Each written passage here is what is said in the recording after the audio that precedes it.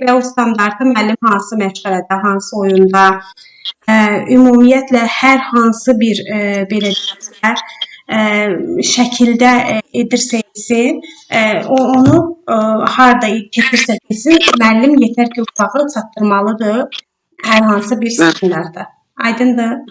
Bəli, bizim əsas məqsədimiz uşağı öyrətməkdə, daha çox qiymətləndirmədən standarta çatdırmalısınız. İlin axırında qrupunuz hansı qrupdur? Bizdə kiçik qrupdur. Körpələr qrupunda məsələn sizdən ilin axırında tələb olunur ki, uşaq müşahidə etdiyi əşyaları adlandırsın, sarı, qırmızı, yaşlı bir-birindən fərqləndirə bilsin ilin sonunda və yaxud da ki, müvazinatını saxlaya bilsin. Bunu harda edirsiniz, necə edirsiniz? Bir il ərzində edin, yetər ki, il sonunda uşaq çatsın.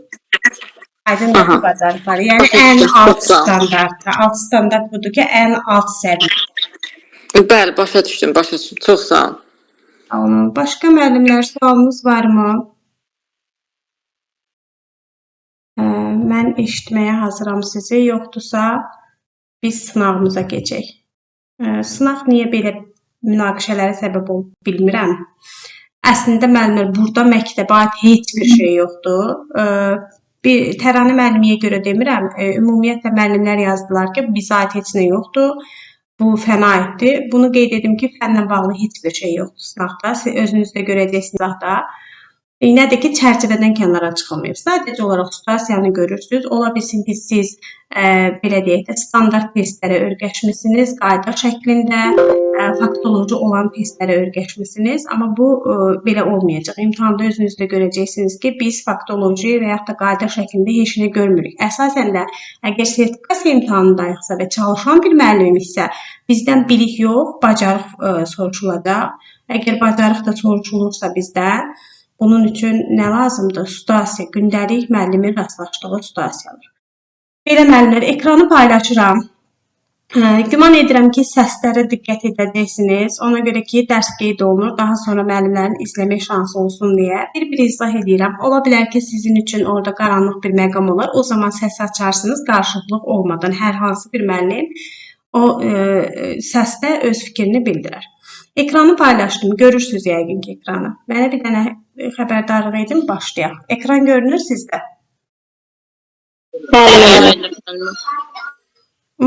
Əla.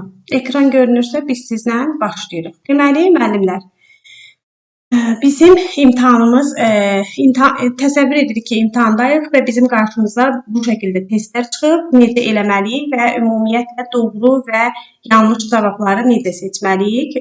Bunu ətraflı şəkildə sizə izah edirəm. Diqqətiniz məndə olsa sevinərəm və yenə deyirəm, hər hansı bir sualınız varsa ünvanlaya bilərsiniz. Yəni, oxuduğum testlə bağlı. Birinci olaraq deyir ki, tərbiyəçi uşaqların müəllimlər səsləri diqqət edəkdə kim dağılır? Tərbiyəçi uşaqların məktəbə hazırlıq səviyyəsini dəyərləndirərkən qrupdakı uşaqlardan müəyyən rəsmlərini incələyir və onun rəsmlərində əl-göz koordinasiyasına aid çatışmamazlıqları görür. Mələk məktəb təliminə hazırlıq səviyyəsinə təsir edən hansı göstəricilərdən geri qalır? Ümumiyyətlə baxdığımız zaman burada əl-göz koordinasiyasına aid çatışmamazlıqdan söhbət gedir. Mən düşünürəm ki, əl-göz koordinasiyasına aid çatışmamazlıq nədir? Əl-göz koordinasiyasına aid olan çatışmamazlıq birbaşa mənə xatırladır kiçik motorikanı. Kiçik motorika nədir? İncə motor bacarıqlarımdır. Bu da uşağın gözü ilə gördüyü obyekti əli ilə düzgün idarə edə bilməsidir. Məsələn, kəsməsidir, yazmasıdır, yapışdırmasıdır. Bunun hamısı fiziki inkişafın mühüm tərkib hissəsidir. Ona görə burada cavabımız fiziki inkişafdır və məktəbə hazırlıq göstəricisi olaraq uşaqların məktəb təliminə hazırlıq səviyyəsini qiymətləndirərkən biz bir neçə bilirik ki, əsas sahə olan fiziki, emosional, idraki, yəni zihni hazırlıqlarını nəzərə alırıq. Burada isə yazılıya hazırlıq təlimindən söhbət gedir və burada da biz əsas olaraq fiziki hazırlıq səviyyəsini götürməliyik. Ona görə doğru cavabımız C-dir. Daha sonra keçirik ikinci ikiyə. Məktəbəqədər təhsildə qrup otağının nizamlanması. İndi müəllimlər deyir ki, burada mövzular var ki, bizim üçün aydın deyil. Qrup otağının nizamlanması. Qrup otağının nizamlanması dediyimiz zaman biz burada nəyi nəzərdə tuturuq? Əlbəttə ki, nəzərdə tuturuq. Biz burada inkişaf etdirici mühitin qurulmasında, gülçələrdən, düzgün şəkildə gülçələrin yerləşdirilməsindən, o gülçələrdə materialların düzgün şəkildə hazırlanmasından söhbət gedir. Baxdığımız zaman burada məktəbəqədər təhsildə qrup otağının nizamlanması üçün diqqətə yetirilməli olan bəzi məqamlar aşağıdakılardır. Materialın müəyyən bir məntiqlə düzülməsi, materialın kiçik şəkillərlə etiketlənməsi, açıq rəf sistemindən istifadə edilməsi. Bu məqama diqqət yetirdiyimizdə əsas məqsəd aşağıdakılardan hansıdır? İndi biz burada əsas məqsədə baxırıq ki, aşağıdakılardan hansı bizim əsas məqsədimizdir? Burada əsas məqsədimiz odur ki, uşağın müəssisəyə özünə aid olduğunu hiss etməsinə imkan yaratmaq. Burada əslində uşağın müəssisəyə aid olduğunu hiss etməsinə imkan yaradıramsa, mən burada bir psixoloji mühit yaratmalıyam. Yəni burada təşkilatidən söhbət etmir. Burada funksiya olaraq mən psixoloji funksiyanı nəzərə almalıyam. Ona görə bu deyil. Və burada əsas məqsədim odur ki, material məntiqlə düzgün düzülürsə, uşaq məkandan asılı olmayaraq hər hansı oyuncağını, hər hansı bir vəsaiti götürə biləcək və bu da onun qavramasına da kömək edəcək buna görə. Ona görə də burada müəllim olaraq əsas məqsədim uşağın ehtiyacı olan əşyaları tapa bilməsidir. Uşağın yeni işlər görməyə həvəsləndirmək deyil, uşağı qrup otağının təhlükəsiz və rahat bir yer olduğunu hiss etdirmək. Bu psixoloji rahatlıqdır. Uşaqların bir-biri ilə paylaşmasını dəstəkləyirəmsə, bu da tərbiyəvi funksiyanın içərisindədir. Amma mənim əsas məqsədim nədir? Təşkilati funksiyanı həyata keçirtməyimdir. Bu da doğrudur. Daha sonra gəlirəm 3-cü testimizə.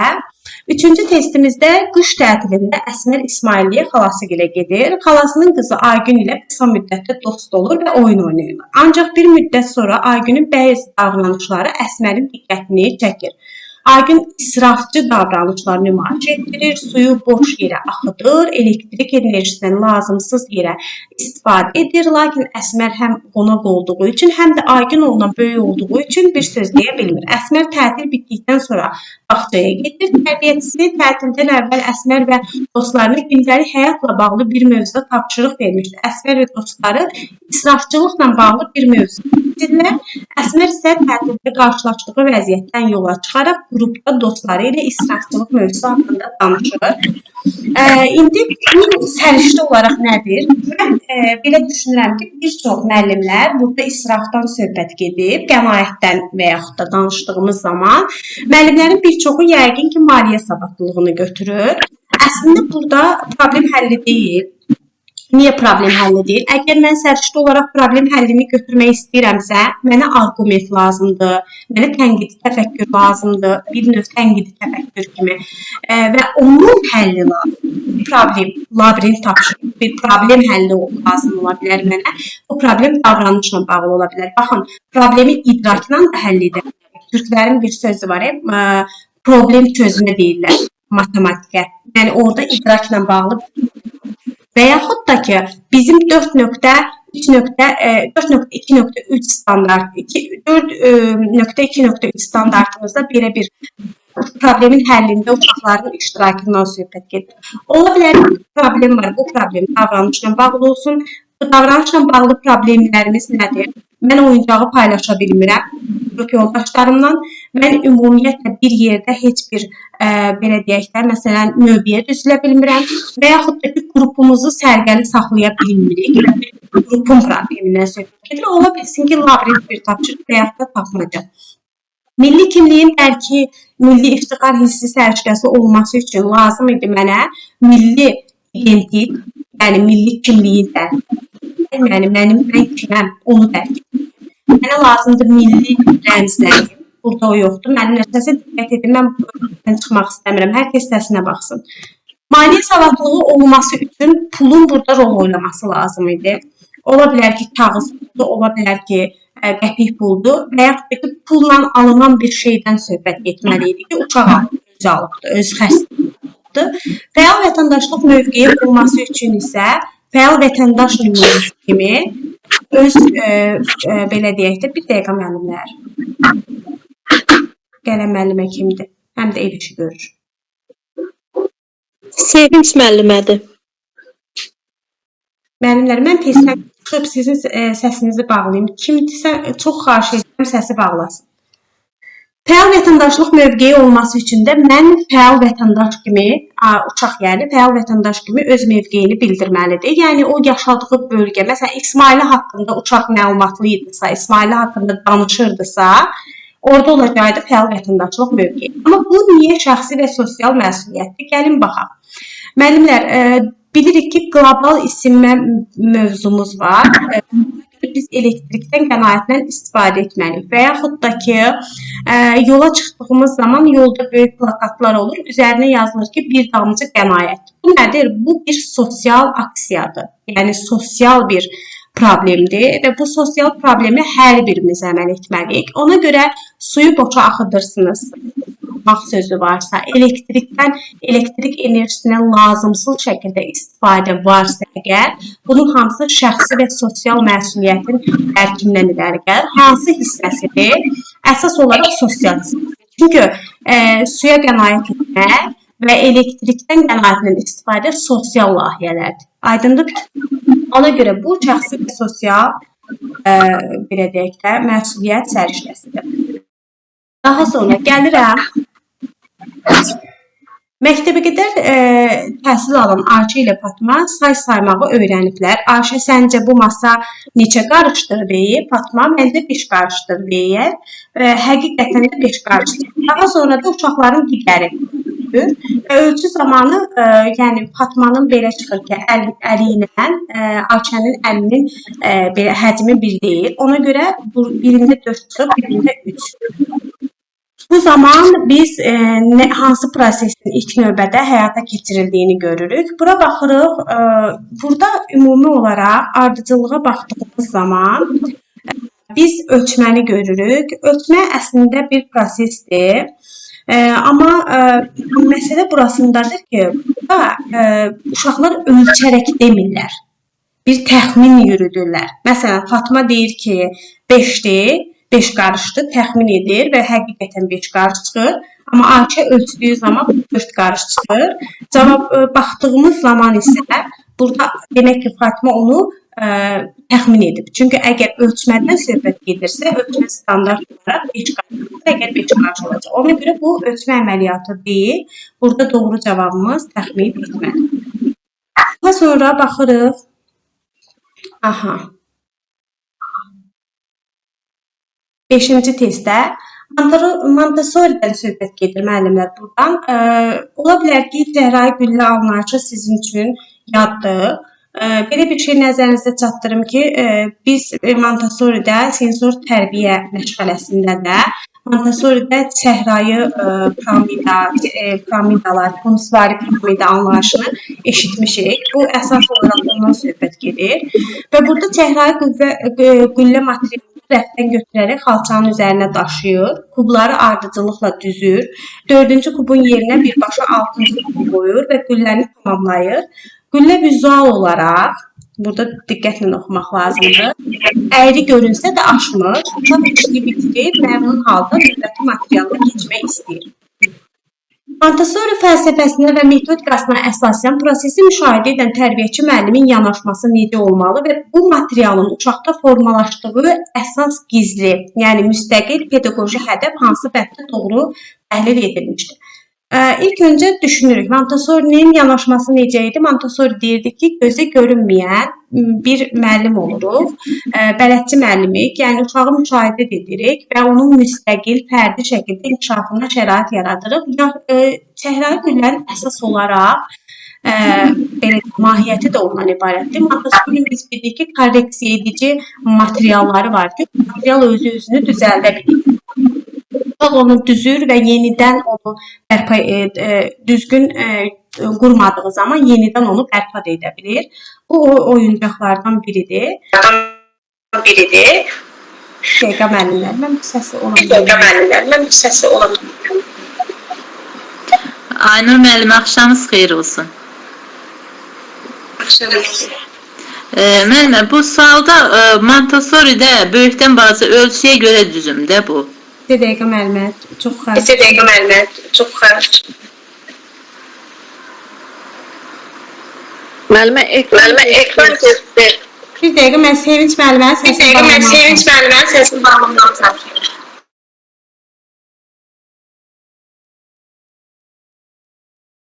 4 dəfə təkrar olundu.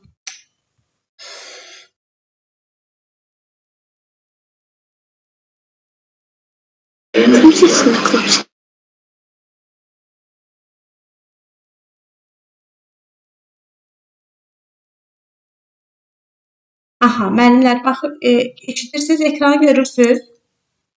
Bəli, müəllimə, görürük. Səsləri bağlayaq, izah edin. Tərbiyəçi müəllim dərhal müdaxilə etməli, uşağa səhvini göstərməli, kubları yenidən düzgün şəkildə sıralamalıdır. Çünki materialın əsas məqsədi uşağın həndəsi fiqurları qüsur xətası olmadan öyrənməsidir. Birinci olaraq bu Montessori modelinə zidd olan bir yanaşmadır. Ona görə ki, biz bilirik ki, müəllim müdaxilə etmir. Heç bir zaman uşaq öz səhvini özü düzəldir. Materialın da burada məqsədi ondan ibarətdir. A variantını ona görə çıxırıq. B variantına baxıram. Tərbiyəçi müəllim uşağın fəaliyyətinə mane olmamalı. Bura kimi çox yaxşıdır. Materialı uşağın əvəzinə rəfə qaytarmalıdır. Əgər mane olmursa, niyə rəfə özü qaytarsın? Çünki bu material yalnız riyazi onluq sistemi, vizual əsasını formalaşdırır və uşaq sərbəst seçim hüququna malikdir. Bu tamamilə zidd bir yanaşmadır. C variantına baxırıq. Tərbiyəçi müəllim uşağın işini dayandırmadan müşahidə etməli, səhvinin özünün bərpası mexanizmi vizual olaraq işə düşməsini gözləməlidir. Əgər uşaq fərqinə varmırsa, növbəti günlərdə materialı yenidən təqdim etməli. Çünki material uşaqda riyazi onluq sisteminə, vizual sensor hazırlıq və motor koordinasiyasına hədəfləyir. Burada doğru cavabımız C variantıdır. Ona görə ki, biz bilirik ki, uşaq öyrənilirsə Montessori'də. Baxın müəllimlər, sizə belə bir misal çəkeyim. Montessori yanaşması, Montessori əslində yəqin ki, bir çoxunuzun məlumatı var. Montessori əslində bir həkim olur və əqli geriliyi olan uşaqlarla işlədiyi vaxt xəstəxanada belə bir qənaətə gəlir ki, bu uşaqların geriliyinin səbəbi tibb deyil, pedaqogikadır və onu pedaqogikaya gətirməyi düşünür. Və bu zaman o bir çox nəzəriyyələr oxuyur. Nəzəriyyələrdən birinin ən əsas onun fikrini dərb edən Piaget olur. Piaget də müstəqilliyi dəstəkləyən, onu ümumiyyətlə uşağın müstəqilliyinin öz potensialının öz-özünə inkişaf edəcəyinə inanan bir yanaşmada idi. Montessori də deyir ki, Piaget, sən haqlısan. Əslində, uşaq özü müstəqil şəkildə çox yaxşı inkişaf edir. Amma onun üçün bir inkişaf etdirici mühit yaratmalıyıq. Fərqləri nədən ibarətdir? Piaget'ə görə uşaq müstəqil öyrənməli idi. Və bu öyrənmə zamanı onun adaptasiyası var idi. Assimilyasiya, akadamasiya, bir də bilmirsiniz yəqin ki, bir çoxunuz uşağın görməzdən gəlməsi var idi. Görməzdən gəlmə nədir? Bax, məsələn, assimilya etmək dedikdə əslində biz böyüklər daha çox edirik. Bu dəqiqə hər hansı bir şey öyrəndiyiniz zaman nəyə-nəsə əlaqələndirib ağlınızda saxlaya bilirsiniz ki, uşaq da var olan sxemi yeni sxemdən uyğunlaşdırmağa çalışır. Əgər uyğunlaşdıra bilmirsə, akumi edir. Yox, nə uyğunlaşdırmağa çalışdığı alınmadı, nə də yeni bir şey yarada bilmirsə, görməzdən gəlir. Məsələn, müəllimlər var ki, mən deyim, nəzəriyyələri öyrənə bilmirlərsə görməzdən gəlirlər. Deyirlər müəllimə, düşsə də yazmayacam, oxuya bilmirəm, məsələn deyirəm. Piaget'ə görə uşaq görməzdən gəlirsə, müəllim yaxşı müəllim deyil. Və o sinif otağında o uşağa günün sonunda onu öyrədib evə göndərməlidir. Və yaxud ki, qrupda onu öyrədib evə göndərməlidir. Əgər uşaq anlamırsa, sən onu öyrətməlisən. Amma Montessori'yə görə uşaq onu mən deyir ki, onsuz da inkişaf etdirici mühiti yaratmışam da, ona o əşyanı vermişəm, təqdim etmişəm. Uşaq onu öyrənə biləcək. Heç bir narahatlığa əsas yoxdur. Bugün öyrənmirsə, sabah öyrənəcək. Amma mən müdaxilə etməyəcəm. Heç bir şəkildə müdaxilə etməyəcəm ona. Ona görə Montessori növbəti günlərdə materialı təqdim edə bilir. Burada doğru cavabınız C variantıdır. D-yə baxırıq, gülləri söküb yenidən yığmasını tələb etməlidir. Müəllim yenə deyirik, yanaşmalı deyil. Xeyr, estetik görünüş deyil burada məqsədimiz. Y variantında da tərbiyəçi müəllim digər uşaqların nümunə göstərib düzgün modeli nümayiş etdirməlidir. Digər uşaqda nümunə göstərmək, ümumiyyətlə sosial adaptasiya burada əsas olaraq Emiliya və Vygotsky'ni görürük. Bu da Montessori'yə zidd olan bir prosesidir. Doğru cavabımız C-dir. Daha sonra baxırıq 6-ya. Müəllim uşaqlarla bağçada öyrəndiklərini, nəzakətli sözləri axşam evdə valideynlərlə ünsiyyətdən necə istifadə edəcəklərini izah edir. Bu fəaliyyət hansı növ inteqrasiyadır? Uşaqlarla müəllim bağçada öyrəndikləri nəzakətli sözlər. Nəzakətli sözlər əsas olaraq nitq etiketlərinə gedir və nitq etiketi olaraq biz görürük 2.2 standartlarını və baxdığımız zaman da ünsiyyətə girmək varsa orada, ünsiyyət prosesində nəzakətli sözlər burada əsas 4.1-dən söhbət gedir. İndi nəyə görə biz burada sahənin daxili və yaxud da ki, sahə arası inteqrasiyanı götürmürük? Çünki uşaqlar evdə valideynləri ilə ünsiyyət quracaqlar deyil və bu ünsiyyət evdə baş verəcək deyil və uşağın birbaşa həyatı ilə bağlıdır deyə, qrupda baş verən bir proses deyil, həyatyanı sahədə baş verən bir proses deyil, onun birbaşa həyatına təsir edir deyə biz bu inteqrasiyanı həyatla əlaqələndirmə götürəcəyik. Baxın müəllimlər, biz baxdığımız zaman sahə daxili inteqrasiya ilə sahə arası inteqrasiyanı çox görürük, amma gündəlik fəaliyyətimizdə həyatla əlaqələndirmədən də çox istifadə edirik. Ona görə bu həyatla əlaqələndirmə, yəni uşağın birbaşa evdəki valideyni ilə ünsiyyətindən söhbət gedirsə, inteqrasiya olaraq həyatı ilə əlaqələndirirsiniz. Ona görə doğru cavab C variantıdır. Bir müəllim suni intellekt xəbərlərini uşaqlarla birlikdə məktəbə hazırlıq qrupunda araşdırmışdır. Daha sonra müəllim suni intellektdən istifadə edən şəxslərin qarşılaşdığı mənfi hallarla bağlı nümunə hekayələr paylaşmış və uşaqlarla birlikdə qiymətləndirmişdir. Məşğələnin sonunda müəllim sizcə baxdığımız xəbərlərdə paylaşılan məlumatların hamısı doğrudurmu və bu məlumatların doğruluğunu necə anlayaq sualını uşaqlara ünvanlanmışdır. Burada əsasən nədən söhbət gedir? Sualı müəllimin uşaqlarda inkişaf etdirmək. Burada belə bir şey deyim ki, mən ola bilər ki, variantda adı dəyişik qoymuşam, sizin üçün o belə deyək də uyğunsuzdur.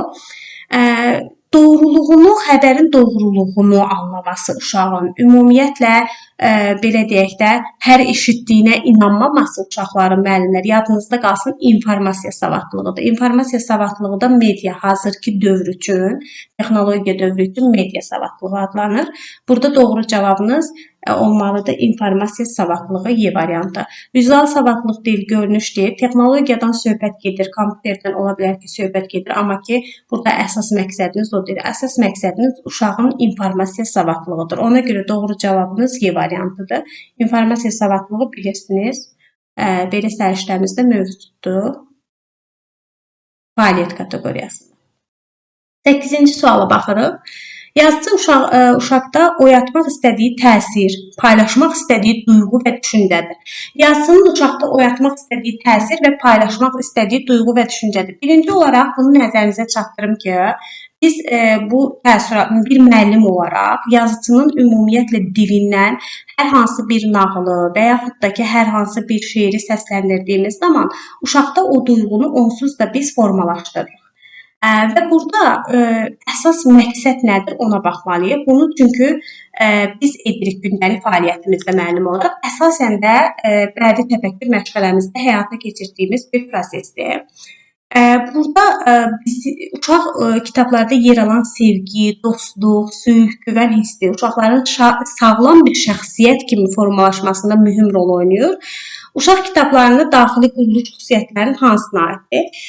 Baxdığımız zaman daxili quruluş sistemi dediyimiz zaman əlbəttə ki, burada nədən söhbət gedəcək? Burada mövzudan söhbət gedəcək. Mövzu nədir? Əsərdə nədən bəhs olunduğu, onun hansı həyat hadisələrinə həsr edildiyini, sevgidənmi söhbət gedir, dostluqdanmı söhbət gedir, sülhdənmi söhbət gedir, xeyirxahlıqdanmı söhbət gedir? Bunun hamısını açıqlayan bir məqamdır. Aydındır və burada əsas olaraq belə deyək də, müəllifin ideyasından söhbət gedir ki, müəllif ideya olaraq əsas hansı mesajı ötürmək istəyir?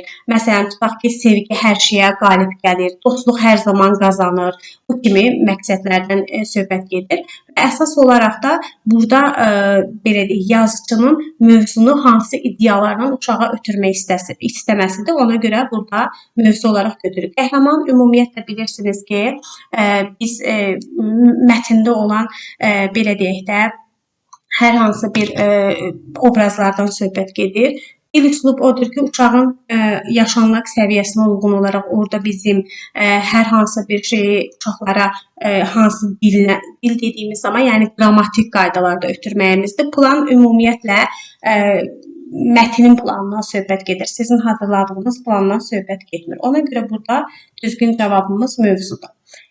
9-cu suala baxırıq. Oğlunu məktəbə qədər təhsil müəssisəsində qeyd edir. Bu sual kimin üçün qaranlıqdır? Bir dəqiqə müəllimlər, səs açın. Bu sualı mənə çox adam ünvanlayıb.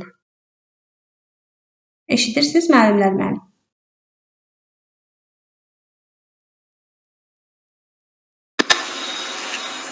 Mən bunun cavabını A götürmüşdüm. 4-cü. Bunun bir neçə müəllim şəxs. Müəllimə səsi bağlayın.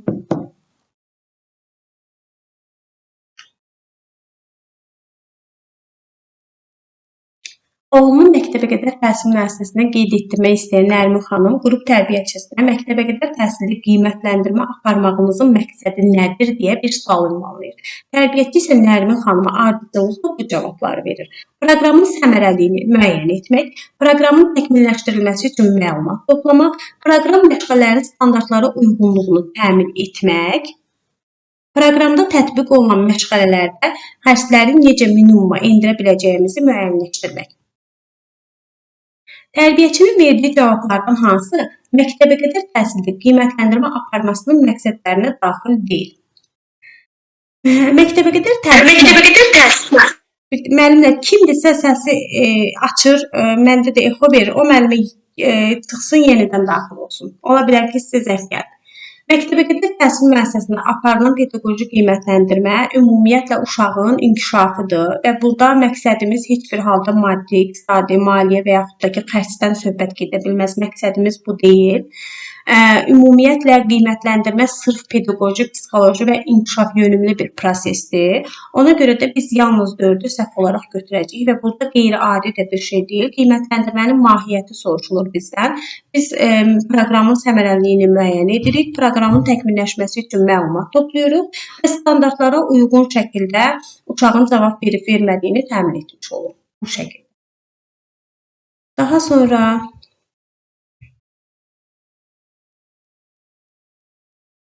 televiziyada cücələrin musiqisini eşidən Nilay ayağa qalxıb rəqs etməyə başlamışdır. Bunu görən ailə Nilaydan ona bu rəqsi öyrətməsini istəmişdir. Bunun ardınca birlikdə rəqs etməyə başlamışlar. Nilay bu davranışını əsasən aşağıdakılardan hansı nəticəyə gəlmək olar? Elə deyək ki, müəllimlər, burada iki uşaqdan söhbət gedir. Hansı ki, bir uşaq oynayır, digər uşaq da onun rəqs hərəkətini başlayır təkrarlamağa. Burada baxdığımız zaman Nilay ilə Aylin birlikdə rəqs etmir. Nilayın davranışına əsasən aşağıdakılardan hansını götürürük?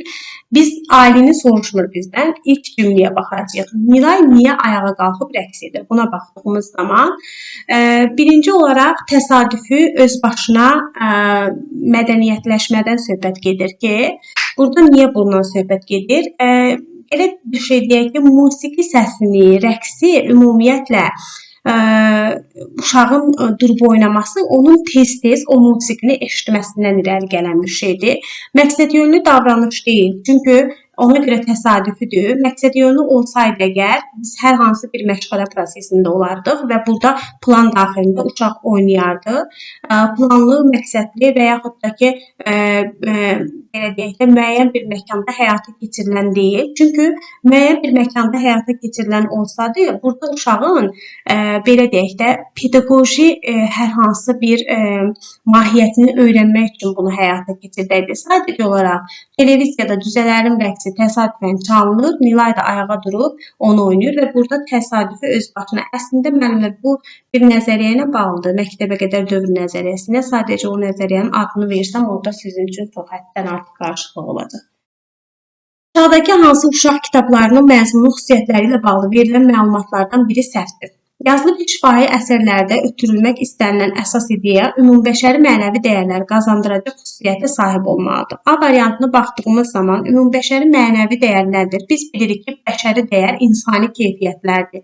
Dostluqdur, paylaşmaqdır, yardımlaşmaqdır. Bu kimi xüsusiyyətlərin hamısını sevgidir, uşaqlara aşılayırıqsa, demək ki, biz uşaqlara bəşəri, mənəvi dəyərlər qazandırırıq. Bu doğrudur.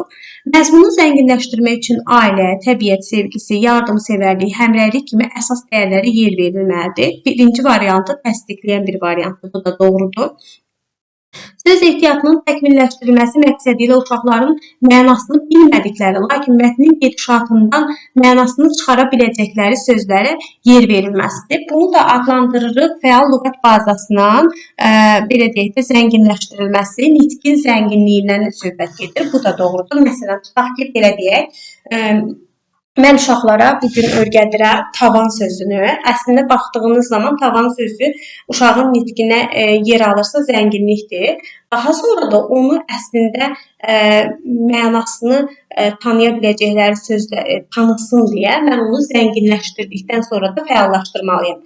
Mən uşağa bugün tavan sözünü öyrətmişəmsə, sabah tavan deyəndə tavana baxır, amma onu nitqində işlətmir. Və fəal lüğət bazasını inkişaf etdirirəmsə, mən zənginləşdirirəm və bununla yanı sıra onu fəallaşdırmalıyam. Bu da doğrudur. Kitabın xitab etdiyi yaş qrupuna görə vizualların və yazılı elementlərin balanslı olmasına və müəyyən bir düzən daxilində yerləşdirilməsinə diqqət edilməlidir. D variantı da düzdür. Niyə? Baxdığınız zaman hər yaş qrupunun özünə aid kitab tələbi var. Əgər körpələr qrupundan söhbət gedirsə, bilirik ki, kitablarımız daha çox tematik kitablar olur. Orada illüstrasiyalara daha çox yer verilir. Yaş artdıqca məzmun genişlənir, şəkillər azalır. Bu da doğrudur. Uşaqlar çox xüsusilə daxili nitqi ilə düşüncələrini ifadə edən üçüncü şəxsin dilindən təhkiyə üsulu verilməlidir. Niyə G variantımız səhvdir? Burada baxdığımız zaman biz uşaqlar üçün xüsusilə daxili nitqi deyir. Daxili nitq nədir? Daxili nitq əslində uşağın belə deyək də 3 yaş, bəzi pedaqoji ədəbiyyatlarda da 5 yaş deyilir. Burada uşaqların daxili nitqinin belə deyək də xarici nitqin getdikcə daxili nitqə keçməsidir.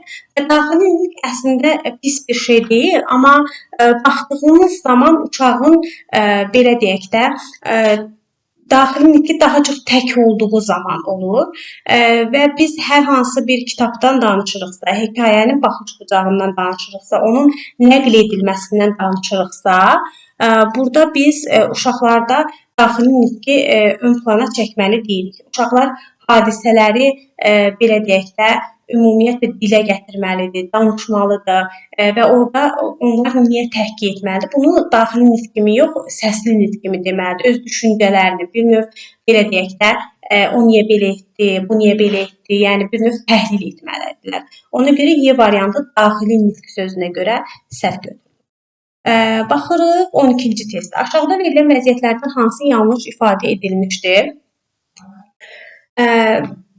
5 yaşındakı Zəhranın axşam yeməyini ailəsi ilə birlikdə yeyərkən hər kəsə qaşıq və stəkan gələcək şəkildə düzməsi uyğunlaşdırma olaraq ifadə edilir. Bəli, bu uyğunlaşdırmadır. Uyğunlaşdırma odur ki, bilirik ki, məsələn, orada qaşıq hardadır, çəngəl hardadır bu şəkildə. 7 yaşındakı Ayxanın müəllimin ona verdiyi obyektləri oxşarlıqlarını nəzərə alaraq bir araya gətirməsi təsnifatlaşdırılmadır. Təsnifatlaşdırma bilirik ki, bir növ qruplaşdırma sayılır. Bu da doğrudur. C variantına baxırıq. 6 yaşındakı Ayşənin meşəli sahədə topladığı yarpaqları oxşarlıqlarına görə bir araya gətirməsi ölçmə olaraq ifadə edilir. Xeyr, əgər mən oxşarlığına görə bir araya gətirirəmsə, burada yenə də təsnif edəcəm və yaxud da ki, bir araya gətirirəmsə, sintez edəcəm. Ona görə bu ölçmə deyil. 4 yaşındakı Hikmətin ona verilən torbadakı fərqli həndəsi fiqurlardan kvadrat olanları tapıb çıxartması müqayisə olaraq ifadə edilir. Çünki fərqli deyilir, ona görə müqayisədir. 5 yaşındakı Sevginin əlindəki çubuqları böyükdən kiçiyə doğru yan-yana düzməsi sıralama olaraq xarakterizə edilir. Bu da doğrudur. Böyükdən kiçiyə doğru sıralayır. Bu da düzdür. Ona görə burada yanlış cavabımız C variantıdır. 13-ə baxırıq. Təlim-tərbiyə mühitində strukturlaşdırılmış və təbii materiallar mövcuddur. Bir növ standart kimi. Təlim mühiti güvən və sakitlik hissi verici şəkildə təşkil olunur. Təlim mühitləri texnoloji materiallardan təchiz edilmişdir. Təlim mühiti açıq pastel rənglərdəki parçalar, tüllər və divar boyaları ilə rəngləşdirilmişdir. Burada bu xüsusiyyətlərinə görə erkən uşaqlıq dövründə təhsil yanaşması proqramı aşağıdakılardan hansıdır? İndi müəllimlər, sizdə belə bir sual yaranır ki, belə deyək də, bunlar kimdir və adlarını da eşitməmişik. Qeyd edim ki, bunların hər biri məktəbə qədər təhsildə proqramda belə izah edeyim ki, sizə adları olan 200-ə yaxın nəzəriyyələrdən bir qismidir və bəzilərini müsahibə mərhələsində müəllimlər bəzilərinin üçün müsahibə mərhələsində aydındır tam olaraq. Burada amma sizə belə deyək də, qaranlıq olan bir şey verməmişəm. Burada əsas olaraq doğru cavabımız Y variantı Valdorfdur. Valdorfu izah edib, digərlərini də qısa bir izah verəcəm. Baxın, təlim-tərbiyə mühiti struktur şəklindədir, materiallar mövcuddur. İndi baxdığınız zaman nədən söhbət gedir? Valdorfda siz gündəlik fəaliyyətləri görürsünüz. Ev mühitini daha çox xatırladır.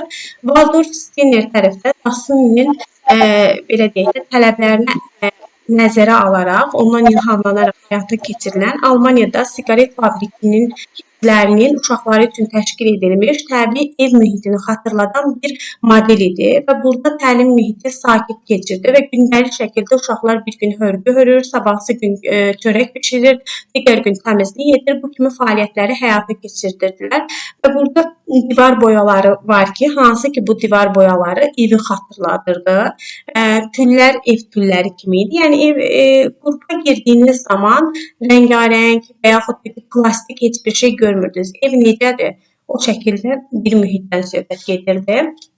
İlk addım proqramı əslində bizə Startdan irəli gəlmiş bir proqramdır.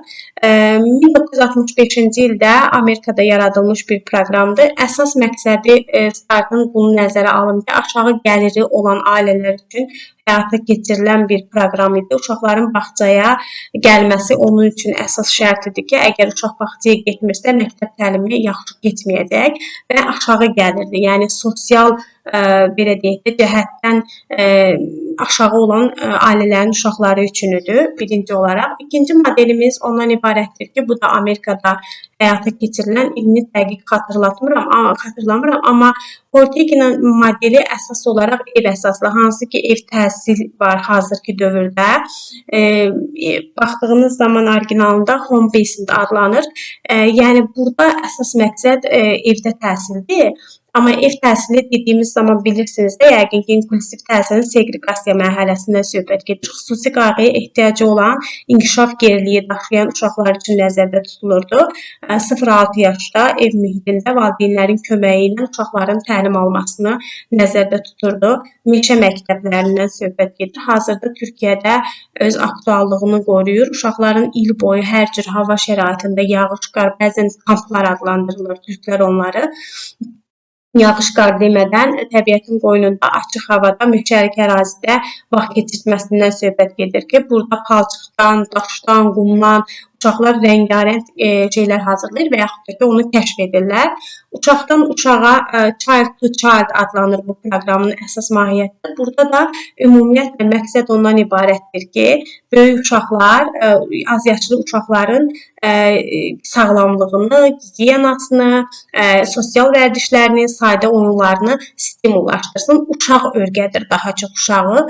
Ona görə Child to Child adlanır. Bu da məktəbə qədər dövr proqramı içərisində mövcuddur. Sadəcə çərçivənizdə yoxdur, amma ola bilər ki, sürpriz bir sual kimi müsahibədə rast gələrsiniz. Valdorfu da bayaq izah elədim. Keçək 14-cü sualımıza. Həm də müəllimə sinifdə uşaqlardan evlərinin şəkillərini çəkmələrini və rəsmlərini quş baxışı etmələrini istəyir. Fəaliyyətdən əvvəl uşaqlara bir quş olduğunu xəyal edin və yaşadığınız ev quş olub yuxarıdan baxdığınızda necə görünürsə elə çəkin deyir. Ancaq fəaliyyət zamanı uşaqların rəsmləri quş baxışı çəkmək əvəzinə öz gördükləri bucaqdan çəkirlər. Piagetə görə bu nəzəriyyədə hansı belə deyək də fəaliyyətdən söhbət gedir. Burada uşaqlar öz baxışları ilə edirlərsə, mən mərkəzçilikdən söhbət gedir. Ekosentrizmdir. Ekosentrizm odur ki, uşaq baxır, nəyə baxırsa onu görür. Məsələn, tutaq ki, bunu qəpikdə də demişdik ki, çox qəpiyi tökürsən və ora bir kağız pul qoyursan, uşaq deyir ki, o çoxdur və yaxud da ki, uzun bir stəkan qoyursan və bir dənə gödəyəni qoyursan, eyni ölçüdədir, uşaq eyni ölçüdə olan deyir. Və yaxud da ki, ekosentrizmdə sosiallıq da azdır deyə uşaq öz baxış bucağı ilə baxır. Məsələn, orijinalından sizə bir nümunə verim. Piaget deyir ki, sosial əhatə də onlardan çox zəif olduğu üçün ekosentrizm dövründə hətta bu 6-7 yaşında da öz əksini tapır. Məsələn, 6 yaşında bir uşağa deyir ki, təsəvvür edək elə ki, bir uşaq anasına mətbəxdə kömək edir və boşqabı sildiyi zaman əlindən 10 boşqabdan 6-sı düşüb qırılır. Bir uşaq da anasının gizlətdiyi konfeti götürmək üçün mətbəx mebelinin üzərinə çıxır və o da 3 boşqab qırır. Sənin fikrində hansı daha çox günahkardır? Uşaq deyir ki, 6 boşqab qıran. Yəni öz nöqteyi, onun baxış bucağı odur. Əslində şmetaları onu deyir ona. Animizmdə özünüz yaxşı bilirsiniz, animasiyanla falan, bilmirəm, marağınız olan var. Yəni burada cansızları canlı kimi göstərməkdə mücərrəd düşünmə ümumiyyətlə burada yer almır. Mücərrəd düşünmə özünüz bilirsiniz ki, formal əməli mərhələdə uşaqların mücərrəd anlayışlar nifaq, haqq, ədalət və bununla yanı sıra mücərrəd elmlərə yiyələnməsidir. Məsələn, astronomiya, fizika, kimya, tutaq ki, virusun özü mücərrəd bir anlayışdır. Nə əllə tuta bilirik, nə gözlə görə bilirik. Amma uşaq virus haqqında araşdırma aparırsa, artıq formal əməli mərhələdədir. Konkret düşünmədə uşaq üçün hər şey konkretləşir. Kim necədirsə o da elə düşünməyə başlayır. Qorunma da buna aid deyil. Ona görə doğru cavabımız A variantıdır. 15-ə baxırıq. Məktəbə hazırlıq qrupunda tərbiyəçi müəllim uşaqlara yeni sözlər öyrətmək üçün iş təklif edir. O uşaqlara okean sözünün mənasını izah etmək istəyir. Savad təlimi metodikasına görə hansı yanaşma daha doğru, effektiv sayılır? Uşaqlara okean sözünün antonimini və sinonimini tapmağı tələb etmək, okeanla bağlı hər hansı bir şəkil göstərmək və adını deməklə kifayətlənmək, okean sözünün mənasını müəyyən bir hekayə və ya mətn daxilində uşaqlara izah etmək. Baxın, savad təlimi metodikasına görə burada okean sözünü öyrətməyə çalışır. Yəni mənasını izah etməyə çalışır. Əgər okean sözünü uşaq üçün zənginləşdirmək istəyirdisə, biz antonim, sinonimlərdən istifadə edə bilərdik. Amma okean sözünü uşaqlara izah etmək istəyirsə, burada okean sözünün mənasını müəyyən edən bir hekayə danışmalıdır və mətn daxilində okean sözünü uşaqlara izah etməlidir. Ona görə doğru cavabımız C variantı olacaq. Reallaşdırmaq istəyirsə və yaxud da aktivləşdirmək istəyirsə, A variantından və D variantından istifadə edə bilərdir. 16-ya baxırıq. Fatimə müəllimi o günkü oyun müşahidəsi qeydlərində belə yazmışdı. Tural və Nazlı elm mərkəzində materiallarla oynayırdı. Tural əlindəki böyüdücü ilə kaktusun tikanlarını indələyərək Nazlı kaktusla maraqlanmaq üçün Turalın yerə qoyduğu böyüdücünü götürdü. Nazlı kaktusu araşdırdı və böyüdücünü götürüb yerə qaytarıb qoydu. Sonra mərkəzdəki daşlarına maraqlandı. Əslində müəllimlər, belə bir şey demək istəyirəm ki, bunu variant olaraq birlikdə oyun kimi vermişəm. Çünki birlikdə oyun verməyimin səbəbi var. Əgər burada hansısa bir müəllim bunu paralel oyun kimi götürübsə, doğru hesab olunur. Ona görə ki, Nazlı ilə Tural burada oynayanda mətndə Nazlı Turala böyüdücü şüşədə gördüyü obyekt haqqında danışırdı. Sadəcə çox böyük yer aparırdı deyə onu verməmişəm. Əslində bu birlikdə əməkdaşlıq oyunudur. Sadəcə bax bu situasiya ilə baxdığınız zaman paralel oyun kimi gedir. Çünki orada Nazlı ilə Turalın bir-biri ilə əməkdaşlığı yoxdur. Ona görə bunu paralel oyun kimi götürmüsünüzsə düz götürmüsünüz. Burada bir cümləni mən verməmişəm. Ona görə paralel oyun kimi götürə bilərsiniz. 17-yə baxırıq. Elm fəaliyyətində bütün qrupdakı uşaqlara suallar verən Elnarə müəllimə hər sualdan sonra 5 saniyəyə qədər gözləyərək bütün uşaqların düşünməsini təmin edir. Daha sonra uşaqları sırayla dinləyir. Elnarə müəllimənin bu tətbiqi ilə uşaqların öyrənmə prosesində hansı dəyişikliyin müşahidə olunması gözlənilir. Diqqətlərinin yayılmasına səbəb ola bilər. Xeyr, məqsəd bu deyil. Yavaş hərəkətə keçmələrini və düşünmələrini təmin edər. Bu da deyir cavabımız. Cavab vermə mövzusunda həvəssizlik müşahidə olunar. Xeyr, düzgün cavab nisbətlərində artım olar. Səbirsiz və təlaşlı davranışlar müşahidə olunar. Əgər bir müəllim uşağa gözləmə vaxtı verirsə, öyrənmə prosesində və bu müəllim uşağın xüsusiyyətini anlayır deməkdir. Biz bilirik ki, ümumiyyətlə qrupumuzda müxtəlif temperament və xüsusiyyətə malik olan uşaqlar var. Ola bilsin ki, introvert uşağınız var, ola bilsin ki, ekstravert uşağınız var, sosial və yaxud da ki, asosialdır bu uşaq. Sosial uşaqdırsa tez cavab verir sizə və bu onun tez cavab verməsi bəzən yəni o istəyir ki, hər kəs ona baxsın ki, mən birinci cavab verirəm, tələsir deyə cavablar düzgün olmur. Asosial uşaqda düşünməyə ehtiyac duyur deyə, müəllim də onları gözləyirsə əgər, demək ki, düzgün cavabın nisbəti artır deməkdir. Doğru cavabınız D variantı olacaq. Gəlirik 18-ci suala. Aşağıdakılardan hansı məktəbə qədər təhsildə istifadə olunacaq keyfiyyətli bir tədris materialının xüsusiyyətlərindən biri deyil? Tədris materialının xüsusiyyətlərindən biri deyil. Baxırıq. Bir çox anlayışı etibar edən inteqrasiya olunmuş bir struktur olunmalıdır. Bütünləşmiş bir struktur, real həyatla əlaqəli olmalıdır, yaş və inkişaf səviyyəsinə uyğun olmalıdır, birdən çox duyğu orqanına xitab etməlidir, fiqur və fon əlaqəli olmalıdır. İndi baxırıq müəllimlər. Əslində belə bir şey deyim ki, məktəbə qədər dövr yaş uşaqlar üçün bu bağça prosesindədir, evdə də belədir. Ümumiyyətlə, pedaqoqların və psixoloqların yanaşması budur ki, uşağa hər hansı bir obyekti və yaxud da ki, hər hansı bir əşyanı öyrətmək istəyirsinizsə, onun bir çox inteqrasiya olunmuş halı ola bilməz. Və əgər bu belədirsə, uşağın beynində qarışıqlıq yaranacaq. Onun bir məqsədi olmalıdır və uşağa əgər bir şey öyrədirsinizsə, oyuncağınız da bir olmalıdır və yaxud da siz maksimum uşağa 3 oyuncaq verə bilərsiniz. Yəni, burada ümumiyyətlə inteqrasiya olunmuş, bütünləşmiş, bir çox cəhətdən çox funksiyalı oyuncaqla inteqrasiya olunmuş oyuncaq arasında fərq çoxdur. İnteqrasiya olunmuş oyuncaq odur ki, bir oyuncaq bir uşağa bir çox şey öyrədir və uşağın beynində qarışıqlıq yaradır. Çox funksiyalı oyuncaq odur ki, məsələn, bir topum var, bir tərəfi çox sərtdir, bir tərəfi çox yumuşaqdır. Çox funksiyalı bu deməkdir. Amma inteqrasiya olunmuşdan əgər söhbət gedirsə, burada mən uşağa bir yox, bir neçə şey öyrədəcəm. O da uşağın beynində qarışıqlığa səbəb olacaq. Ona görə xüsusiyyət deyil, A variantı. Real həyatla əlaqəli olmalıdır, doğrudur. Uşağı ətraf gerçəyi öyrənməsinə təhrik etməməlidir. Yəni, gerçəkliyi unutmamalıyıq. Yaş inkişaf səviyyəsinə uyğun olmalıdır. Bu da doğrudur. Birdən çox duyğuya xitab etməlidir. O deməkdir ki, ola bilər ki, oyuncağın səsi çıxsın, vizual olaraq onu görsün, həm də taktil olaraq toxunmağı da burada özündə görsün. Bu da doğrudur. Fiqur və fon əlaqəli olmalıdır. Ona görə ki, yəni şəkil belə deyək də hər hansı bir əlaqə yaratmalıdır. Yəni tutaq ki, onu uşaq vizual olaraq gördüyü zaman, illüstrasiyada da gördüyü zaman eyniliyini anlamalıdır bu şəkildə. Ona görə o da doğrudur. 19-a baxırıq. Mədəni müəllimi əvvəlcə hazırladığı üzərində öyrənmə mərkəzlərinə aid simvolların olduğu xəritəni uşaqlara göstərmişdir. Xəritə üzərində işarələnən yerlərdə oyuncaqların gizləndiyini söyləmiş və onları tapmalarını istəmişdir.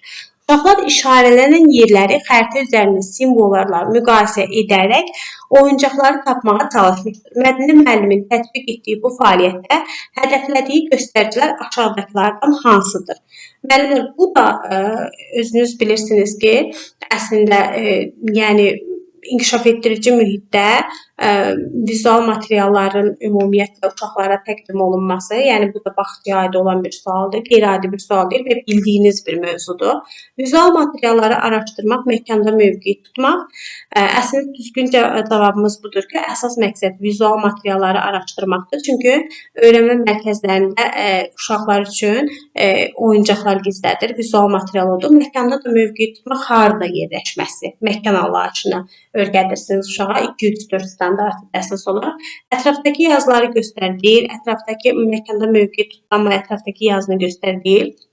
Ətrafdakı yazıları göstərir, diqqət yetirilməsi gərəkən vəziyyətə, hadisəyə fokuslanır. Xeyr, bu da deyil. Təlimatə uyğun olaraq obyekti doğru yerə yerləşdirir. Deyil, çünki yerləşdir deyilmirdi, ona tap deyilirdi. Daha sonra vizual materiallar araşdırır, obyekt və varlıqları təxmini müşahidə edir. Xeyr, bu da deyil. Doğru cavabımız vizual materialları araşdırmaq və məkanda mövqe tutmaq, materialın harda yerləşdiyini söyləməkdir. Müvafiq olaraq qruplaşdıraq. Burada söhbət məktəb təliminə hazırlıqdan gedir. Bilirik ki, biz fiziki, emosional və idraki prosesdə hazırlığımız var. Fiziki hazırlıq dediyimiz zaman biz əsasən qrafomotor bacarıqları, yəni yazı təliminə hazırlıq. Qrafomotor bacarıqları da nəzərinizə çatdırım ki, əsas olaraq şəkil çəkərkən, rəsm və yaxud da ki, kiçik motor bacarığının yumurtanı soymaq belə uşaqların kiçik motorikasının inkişafına, bununla yanı sıra qrafomotor bacarıqlarının inkişafına təkan verir. Fiziki inkişaf üçün emosional iradi hazırlığınız bunun üçün lazımdır ki, uşaq öz emosiyalarını idarə edə bilirsə, masa arxasında düzgün şəkildə oturacaq, yoldaşlarıyla düzgün rəftar edəcək. İdrak prosesləri də odur ki, ümumiyyətlə uşağın idraki aid olan fərqləndirmə, müqayisə etmə, qruplaşdırma, bu kimi prosesləri düzgün şəkildə həyata keçirilməsidir. Səhər gimnastikası hərəkətlərini sərbəst şəkildə vərdişə çevirmək. Əgər gimnastikadan söhbət gedirsə, burada fiziki hazırlıqdan söhbət gedir. Səhv edərkən üzr istəməkdən söhbət gedirsə və bunu təşəkkür kimi deyirsinizsə, emosional hazırlıqdan söhbət gedir. Kitabdakı illüstrasiyalara baxaraq hekayə qurmağı vərdişə çevirirsə, burada uşaqda artıq idrak prosesi formalaşıb deməkdir. Ona görə bu da idrakdir. Doğru cavabımız A variantı idi. 21-ə baxırıq. Aşağıdakılardan hansı diqqət əksikliyi və hiperaktivlik pozuntusu diaqnozu qoyulmuş bir uşaqda müşahidə olunan davranışlar arasında yer almır? Belə bir şey deyim ki, müəllimlər, hiperaktivlik əslində diqqət əksikliğini özündə etifa edir. Amma bununla yanı sıra bizim belə bir şey var ki, diqqət əksikliyi ilə yanı sıra çoxlu hərəkətlərdən söhbət gedir ki, uşağın ümumiyyətlə hədsiz hərəkətliyidir. Buradakı uzun müddət uşaq bir yerində otura bilmir. Otursa belə davamlı olaraq əllərini və yaxud da ki, ayaqlarını tərpədir. Burada diqqət dağınıqlığı var ki, bir işi yerinə yetirə bilmir. Və burada impulsivlik, həddindən artıq hərəkətsizlik və diqqət dağınıqlığı bunun üçü öz əksini tapır hiperaktivlikdə. Hətta burada təhlükəli davranışlardan da söhbət gedir ki, uşaq nəticəsini belə deyək də görmür. Düşünmədən hər hansı bir risklər edir. Tutaq ki, ağaca çıxır, yüksəkdən yerə düşmək istəyir və yaxud da ki, yerdən çox yüksəyə dırmaşır, yolu keçərkən heç bir yerə baxmadan keçir və burada təhlükəli davranışlara səbəb ola bilər. Burada diqqət əksikliyi diaqnozu qoyulmuş uşaqla ümumiyyətlə belə deyək, həm də hiperaktivlik pozuntusundan söhbət gedir. Detalları gözdən qaçırma bu doğrudur, çünki diqqət əksikliyi var deyə heç bir detala baxa bilmir. Zehni səy tələb edən işlərdən qaçmaq doğrudur. Zehni səy tələb edən heç bir iş əslində hiperaktiv uşaq üçün deyil. Bəzən hiperaktiv uşağı akademik göstəricisi yüksək olan uşaq kimi adlandırırıq. Əslində onlar zehn olaraq çox da irəli deyirlər. Gündəlik fəaliyyətlərdə unutqan olurlar, doğrudur. Diqqət əksikliyi və hiperaktivlik pozuntusu olan uşaqlarda bu düzdür.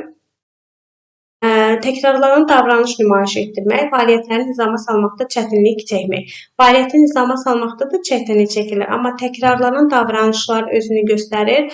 Autizm spektrində, hansı ki spektri ritual davranışlar olan uşaqlar, yəni göstəricisi ritual davranışlar olan uşaqlarda biz təkrarlanan davranışları görə bilirik. Ona görə burada doğru cavabımız B variantı olacaq. Yəni səhvdir bu.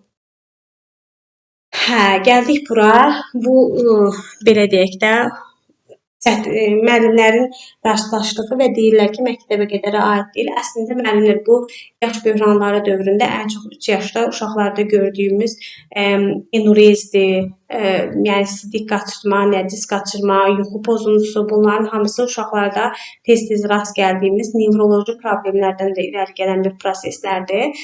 Bir gecə Ayşə yataqda qısa müddət sonra çarpayısından qışqırmağa, qollarını, ayaqlarını yelləyərək məqsədsiz hərəkətlər etməyə başlayır. Anası onu sakitləşdirməyə başlasa da nəticəsiz olur. Ertəsi gündə anası ondan gecə nə olduğunu soruşduqda bunu xatırlamır.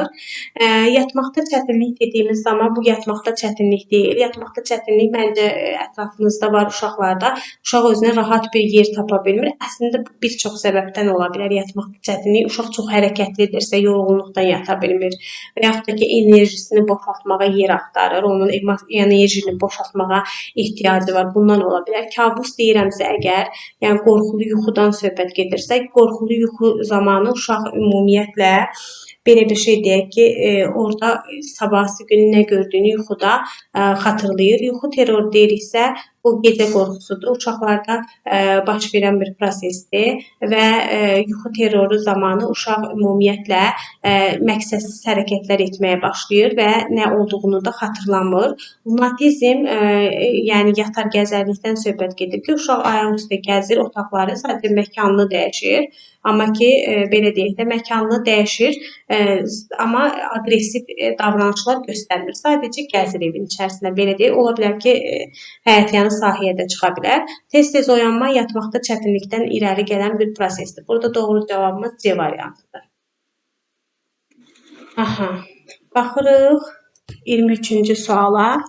23-cü sualda uşaqlarda görünən neqativ sosial davranışlardan biri təcavüzkarlıqdır. Əslində burada bir növ bullyingdən söhbət gedir. Müəllimlər təcavüzkar olan və olmayan davranışları bir-birindən ayıra bilməlidir. Məsələn, sosial kompensasiya töhfə verən, lakin təcavüzkarlığa yol açmayan, öz hüququnu müdafiə etməyi ifadə edən davranışlar təcavüzkarlıq kimi qiymətləndirilməməlidir. Buna əsasən aşağıdakılardan hansı təcavüzkar olmayan davranışa nümunədir? Məsələn, tutaq ki, belə bir şey deyil. Bir uşağın əlindən oyuncaq alırsa, uşaq çox aqressivdirsə, o əslində özünü müdafiə edir və o onun hüququdur. Baxdığımız zaman etdiyi blokları uçurmaq istəyən dostuna mane olmaq üçün bərkdən itələmək, xeyr. Çəkdiyi şəkili bəyənməyən dostunu eynəyi ilə lağ etmək, deyil. Oyuncağını almağa çalışan dostuna net bir şəkildə xeyr demək, bu doğrudur. Yəni ki, qısa konkret yox deməyə bacarırsa uşaq, əslində digər uşağa qarşı hər hansı bir aqressiya göstərmir deməkdir. Birlikdə güləşərkən təsadüfən ayağını basan dostuna təpik vurmaq, blokları götürən dostuna bu davranışın bir daha etsə ona vuracağını demək. Burada doğru cavabınız C variantıdır. 24-də baxsaq, dostunun əlindən peçenyasını çəkib alması səbəbindən qəzəblənən bir uşağın duyğularını tənzimləməsini istəyən məktəbəqədər təhsil müəlliminin istifadə edə biləcəyi ən uyğun ifadə hansıdır? Dostunun peçeni əlindən çəkdiyi üçün çox qəzəblənir. İndi sakitləşməyə çalışırsan. Əslində ən düzgün cavabınız budur. Yəni mən sənin duyğularını başa düşürəm. Sən qəzəblənmirsən.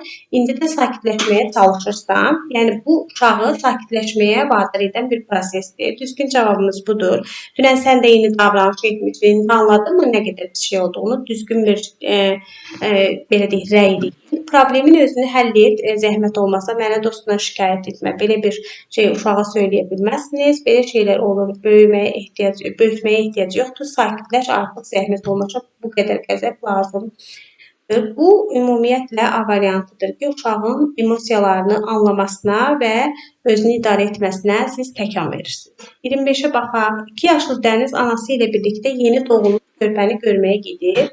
Dəniz körpənin bezinin dəyişdirilməsini izləmiş və körpənin anasına kömək etmişdir. Növbəti günlərdə anası oyun zamanı Dənizin gəlinciyinin qarnını doyurduğunu və bezinin dəyişdiyini müşahidə etmişdir. Dənizin bu davranışı Piaget'in aşağıdakı idraki inkişaf xüsusiyyətlərinin hansına aiddir? Burada müəllimlər söhbət edir sensmotor dövrdən 0-2 yaşda təxirə salınmış təqliddən. Təxirə salınmış təqlidə elmi əsasdan ertələnmiş təqlid də deyilir. Burada baxdığımız zaman obyektin saxlanılması, qorunması konservasiyadır. Konservasiya bilirsiniz ki, konkret əməl dövrdən başlayan prosesdir. Təxirə salınmış təqlid deyiriksə, əgər müəllimlər səsləri diqqət edək, təxirə salınmış təqlidi bağça dövründə də görə bilərsiniz. Bağça dövründə necə? Məsələn, tutaq ki, bir uşaq ağlayır, özünü yerə çırpır, digər uşaq da gedir bunu evdə həmin gün yox, 2 gün sonra edir. Və yaxud da ki, uşağı aparırsınız dəniz kənarına gəzintiyə, orada bir uşaq nədən ağlayır və ya çox aqressiv davranışlar göstərir.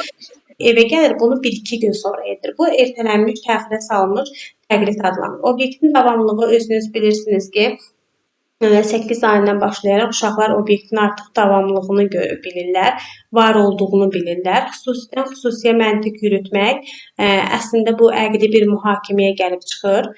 Xüsusidən xüsusiyə bu özünü göstərir assimilyasiyada, yəni ilkin əməli mərhələdə. Döngüsel reaksiyalar bu ümumiyyətlə heç bir yaşaya aid olan bir prosesdir. Burada doğru cavabınız təxirə salınmış təqliddir. Yadınızda qalsın, 0-2 yaşda sensmotor dövrdə olan terminlərdən biridir. Baxırıq, məktəbəqədər təhsil müəllimi sinifdəki uşaqların ailələrinin uşaq olarkən oynadıqları oyunları sinif mühitində uşaqlara oynatmalarını xahiş etmişdir. Eyni günün axşamında ailələrlə telefonla danışaraq günü qiymətləndirmiş və növbəti mərhələdə ailələrə uşaqda oyunun inkişafı və oyunun əhəmiyyəti mövzusunda konferans təşkil etmişdir. Müəllimin bu praktikasında etdiyi fəaliyyətdən söhbət gedir ki, burada hansı mətndəki ardıcıllıqla verilmişdirdən söhbət gedir. İndi baxırıq. Müəllim əgər bir belə deyək də bağça müəllimi əgər valideynlərdən oyun istəyirsə və bunu sinif mühitinə daşımaq istəyirsə, təlim-tərbiyə prosesində iştirak işləri əsasdır. Ailələrlə ünsiyyət qurur və ailələrin maarifləndirilməsi fəaliyyətlərində iştirakını təmin edir. Niyə təlim-tərbiyə işləridir? Birinci olaraq ailəni prosesə cəlb edir, sonra ünsiyyət qurur, sonra da oyun haqqında məlumat verərək əslində ailəni maarifləndirməyə çalışır. Doğru cavab 3-2-1 olmalıdır. Yəni Y variantımız düzdür. 27-yə baxırıq. Verilən situasiya haqqında biri yanlışdır. Meşədə azıb qalan mehriban ayı balası bizə qonaq gəlir. O çox kədərlidir. Deyir ki, meşədə hamı ilə dost olmaq istəyirəm, amma heyvanlarla qarşılaşanda salamlaşmağı və onlardan kömək etməyi bacarmıram. Onlar da məndən inciyirlər. Mənə kömək edin. Heyvanlarla necə danışım? Onlara nə deyim? Gəlin mehriban ayı balasına kömək edin. Verilən tapşırıq 2.2 nitqi dinləyib anlayır, rabitəli danışır, nitqi etkisindən istifadə edirə aiddir. Bizdən yanlışı soruşur, bu doğrudur. Verilən situasiya məşğələnin motivasiya mərhələsindədir, doğrudur. Müəllim uşaqların nitqi etiketləri haqqında məlumat verməyə çalışır. Verilən situasiya kollektiv fəaliyyətə yönəlib, çünki birgə edəcəklər, doğrudur. Verilən situasiya sadə riyazi məşğələsinə aiddir, xeyr, yanlışdır. Verilən situasiya interaktiv təlim imkanlarına uyğundur, bu da doğrudur. Burada yanlış cavabımız D variantıdır, sadə riyazi təsəvvür məşğələsinə aid deyil. 28-ə baxırıq. 28 bizə nəyi xatırladır? Baxdığımız zaman biz burada VAKO abreviaturasını görürük və sizə belə bir şey də deyim ki, VAKO abreviaturasında vizual, audial, kinestetik, məktəbəqədər dövrdə olfaktor, oxuyub yazma yox. Yadınızda qalsın ki, olfaktordan söhbət gedir. Olfaktor nədir? Qoxlayaraq anlamadır və burada əsas olaraq biz uşaqların duyğu orqanlarının inkişafından da söhbət getdiyini görürük. Baxın, VAKO-nun V-sı görür, vizualdır, audialı eşidir, olfaktoru qoxluyur, kinestetiki də toxunaraq hər hansı bir prosesi həyata keçirir və buradakı dad anlayışımızda duyu bütünləmədən irəli gələn duyğu orqanlarının inkişafından söhbət gedir. Burada biz ümumi olaraq burada biz ümumi olaraq nəyi tapacağıq? Yanlış fikri. 28-də yanlış fikrə baxırıq. Uşaqlarda duyğunu inkişaf etdirən analizatorları inkişaf elətdirir, düzdür. Dadmadır, toxunmadır, qoxubdur. İçki və rəqibi məqsədi uşaqların duyğu orqanlarına uyğun əlaqəli məfhumları birləşdirməkdir. Bu da doğrudur. Uşaqlarda hiss hisslərini idrak edən sensor qavramaları sistemi stimullaşdıran tapşırıqlardır. Düzdür, uşaqlarda analizatorlar vizual öyrənmə metodunu dəstəkləyir, doğrudur. Çünki bunların hamısı vizual şəkildədir bu analizatorlar. Uşaqlarda özünü dərk etmə bacarığı formalaşdırır. Bu səhvdir, əsas olaraq idrak prosesi. Ona görə Y variantımız səhvdir. 29-a baxırıq. Tərbiyəçi yay fəslində ağacların meyvə verməsi və meyvələrin rənginin dəyişməsini izah edir. Daha sonra həmin meyvələrin rənginə və formasına görə qruplaşdırmasını istəyir. Bu fəaliyyətin əsas məqsədi nədir? Uşaqlarda məntiqi riyazi bacarıqlarını inkişaf elətdirmək, uşaqların ətraf mühitə emosional münasibətlərini ölçmək, uşaqlarda fonetik qavrayış və obrazlı təfəkkürü formalaşdırmaq, uşaqlarda hava ilə bağlı əlamətləri tanıtmaq, uşaqlarda təsnifat və müşahidə bacarıqlarını inkişaf etdirmək. Əslində müəllimlər riyazi bacarığı inkişaf elətdirirsiniz, amma ən doğru cavab təsnifat və müşahidə bacarıqlarını inkişaf elətdirməkdir. Çünki uşaqlar müşahidə edir, daha sonra onları qruplaşdıracaqlar. Ona görə Y variantıdır. 30-a baxırıq. Vüsalə müəllimə kəpənək şəkillərini uşaqların qarşısına qoymuşdur. Vüsalə müəllimə uşaqlardan kəpənəklərin hissələrini tək-tək kəsmələrini istəmişdir. Uşaqlar kəpənəyin hissələrini kəsərkən Vüsalə müəllimə uşaqlara müxtəlif suallar vermişdir. Uşaqlar, kəpənəklər harda yaşayır? Kəpənəklər nə yeyirlər və s. Uşaqlar bu kəpənəklərin hissələrini kəsdikdən sonra müəllim onlardan kəpənəyin bir-biri ilə eyni olanlarda birləşdirməsini istəmişdir. Uşaqlar kəpənəkləri birləşdirdikdən sonra bu kəpənəklərin necə ayrıldığına dair hekayə qurmalarını istəmiş və fəaliyyət bu şəkildə davam etmişdir. Vüsalə müəllimin kəpənəklərə aid olduğu hissəyə yerləşdirilməsini istədiyi hansı sahəyə yönəlmiş bir fəaliyyətdir? Əgər biz burada ümumiyyətlə görünən bir şey ediriksə, kəsiriksə, yapışdırırıqsa, burada görmə vizual qavrayışların həyata keçirilməsi deməkdir. Çünki əsas anlayış burada vizuallığı təmsil edir. Aydındır müəllimlər? Neçədir? Buradasınız? Müəllimlər yorulmursunuz?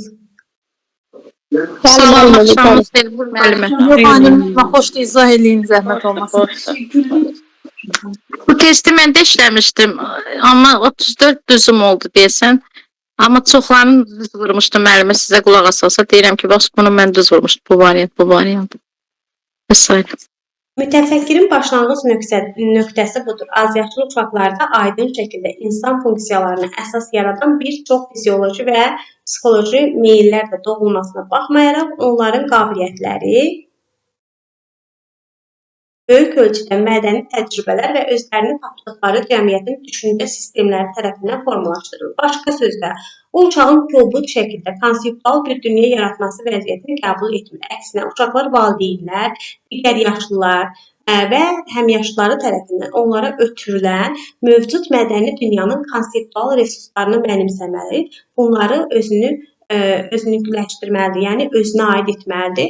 Yuxarıda verilən variantlar içərisində biz doğru cavabı tapacağıq. Bu əlbəttə ki, Vygotsky'dir.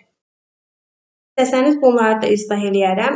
Piaget haqqında bilirsiniz, Freud psixologiyanın banisidir ümumi olaraq. Erikson bilirik ki, biz nəzəriyyələr iki hissədən ibarətdir. Bütöv və mərhələli şəkildə olan bir növ periodiziya kimi, amma tam olaraq da yox, olan bir nəzəriyyədir ki, hansı ki, uşaq orada özünü kəşf edir, daha sonra özünə belə deyək də, öz şəxsiyyət kimi formalaşır, sonra bir gənc kimi formalaşır. Bu şəkildə gedən bir prosesdir.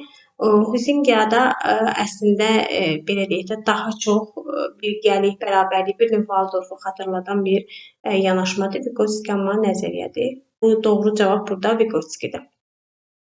32. Bir şəxsin yaşadığı sosial mühit, cəmiyyət və ya mədəniyyətlə cinsiyyətlərə aid fiziki xüsusiyyətlər, davranış gözləntiləri, öz cinsiyyətinə yönəlmiş sosial öhdəliklər və status haqqında anlayış qazanması və qiymətləndirmə bacara bilməsidir. Tərifi verilmiş cinsi inkişaf anlayışı aşağıdakılardan hansına aiddir? Müəllimlər, bunu verməyimin səbəbi bundan ibarətdir ki, biz bilirik ki, gender bərabərliyi var və gender bərabərliyi sizin mövzunuzda var. Yəni, qeyri-adi bir mövzu deyil. Sizin çərçivə sənədinizdə gender bərabərliyi mövcuddur. Sosial cinsiyyət qəlibləri deyil. Çünki bu gender stereotipidir. Yəni orada qadınlar necə, kişilər necədir? Cinsiyyətin davamlılığı deyil, cinsiyyətin dəyişməzliyi deyil, sosial cinsiyyət rolları, yəni gender rollarından söhbət gedir. Burada doğru cavabınız D variantı olacaq. Müəllimə, orada o cinsiyyətin davamlılığı, cinsiyyət, onlar nə deməkdir? Müəllimlər Əslində müəllimlər məndə bir kitab var ki, Gender rollarını eşitmişik, sosial cinsiyyət. Mən bunu düz götürmüşəm. Sadəcə onları biraz belə anlaşılmazlıq var da, cinsiyyətin davamlılığı. dəqiqə müəllim kitabı tapsam. bir dəqiqə müəllim kitabı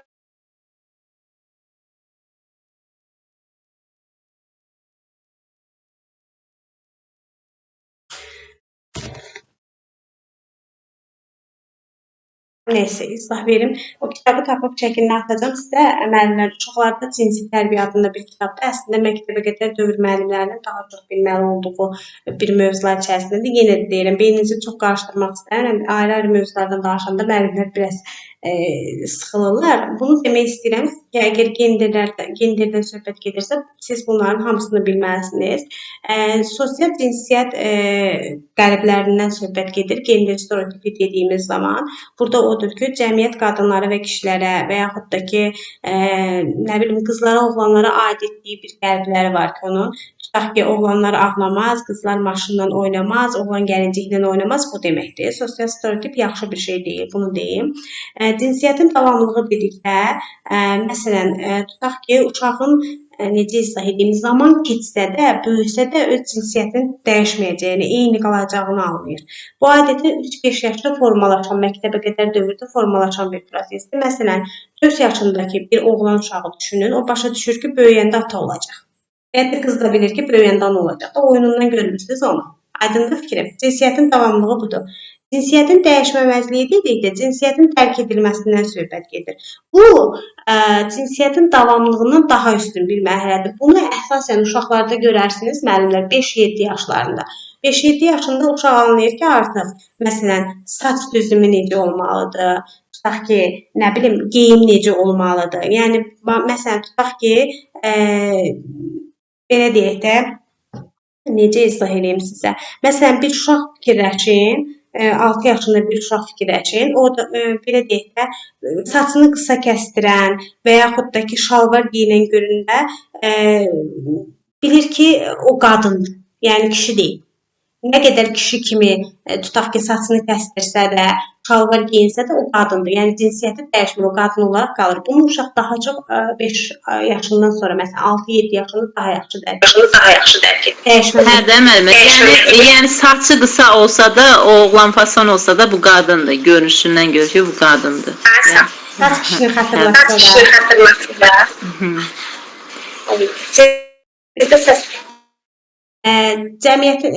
Cinsiyyətin dəyişməzliyi də budur ki, yəni uşaq bilir ki, saçı qısa olsa da o yenə də qadındır, şalvar geyinsə də o yenə də qadındır və yaxud da saçı uzun bir kişi görür, yenə də bilir ki, o kişidir.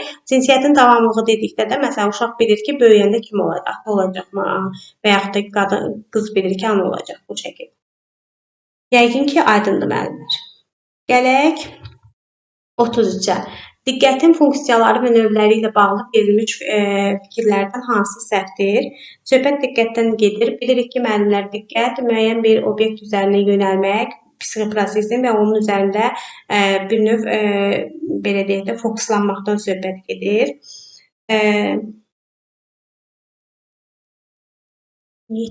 Aha, A'ya baxırıq, səhvi soruşur bizdən. A variantı bizə deyir ki, diqqətin seçmə funksiyası mövcud tələbatlara və fəaliyyətlərə uyğun gələn təsirləri aid etməkdən təzahür edir. Burada nə deməkdir?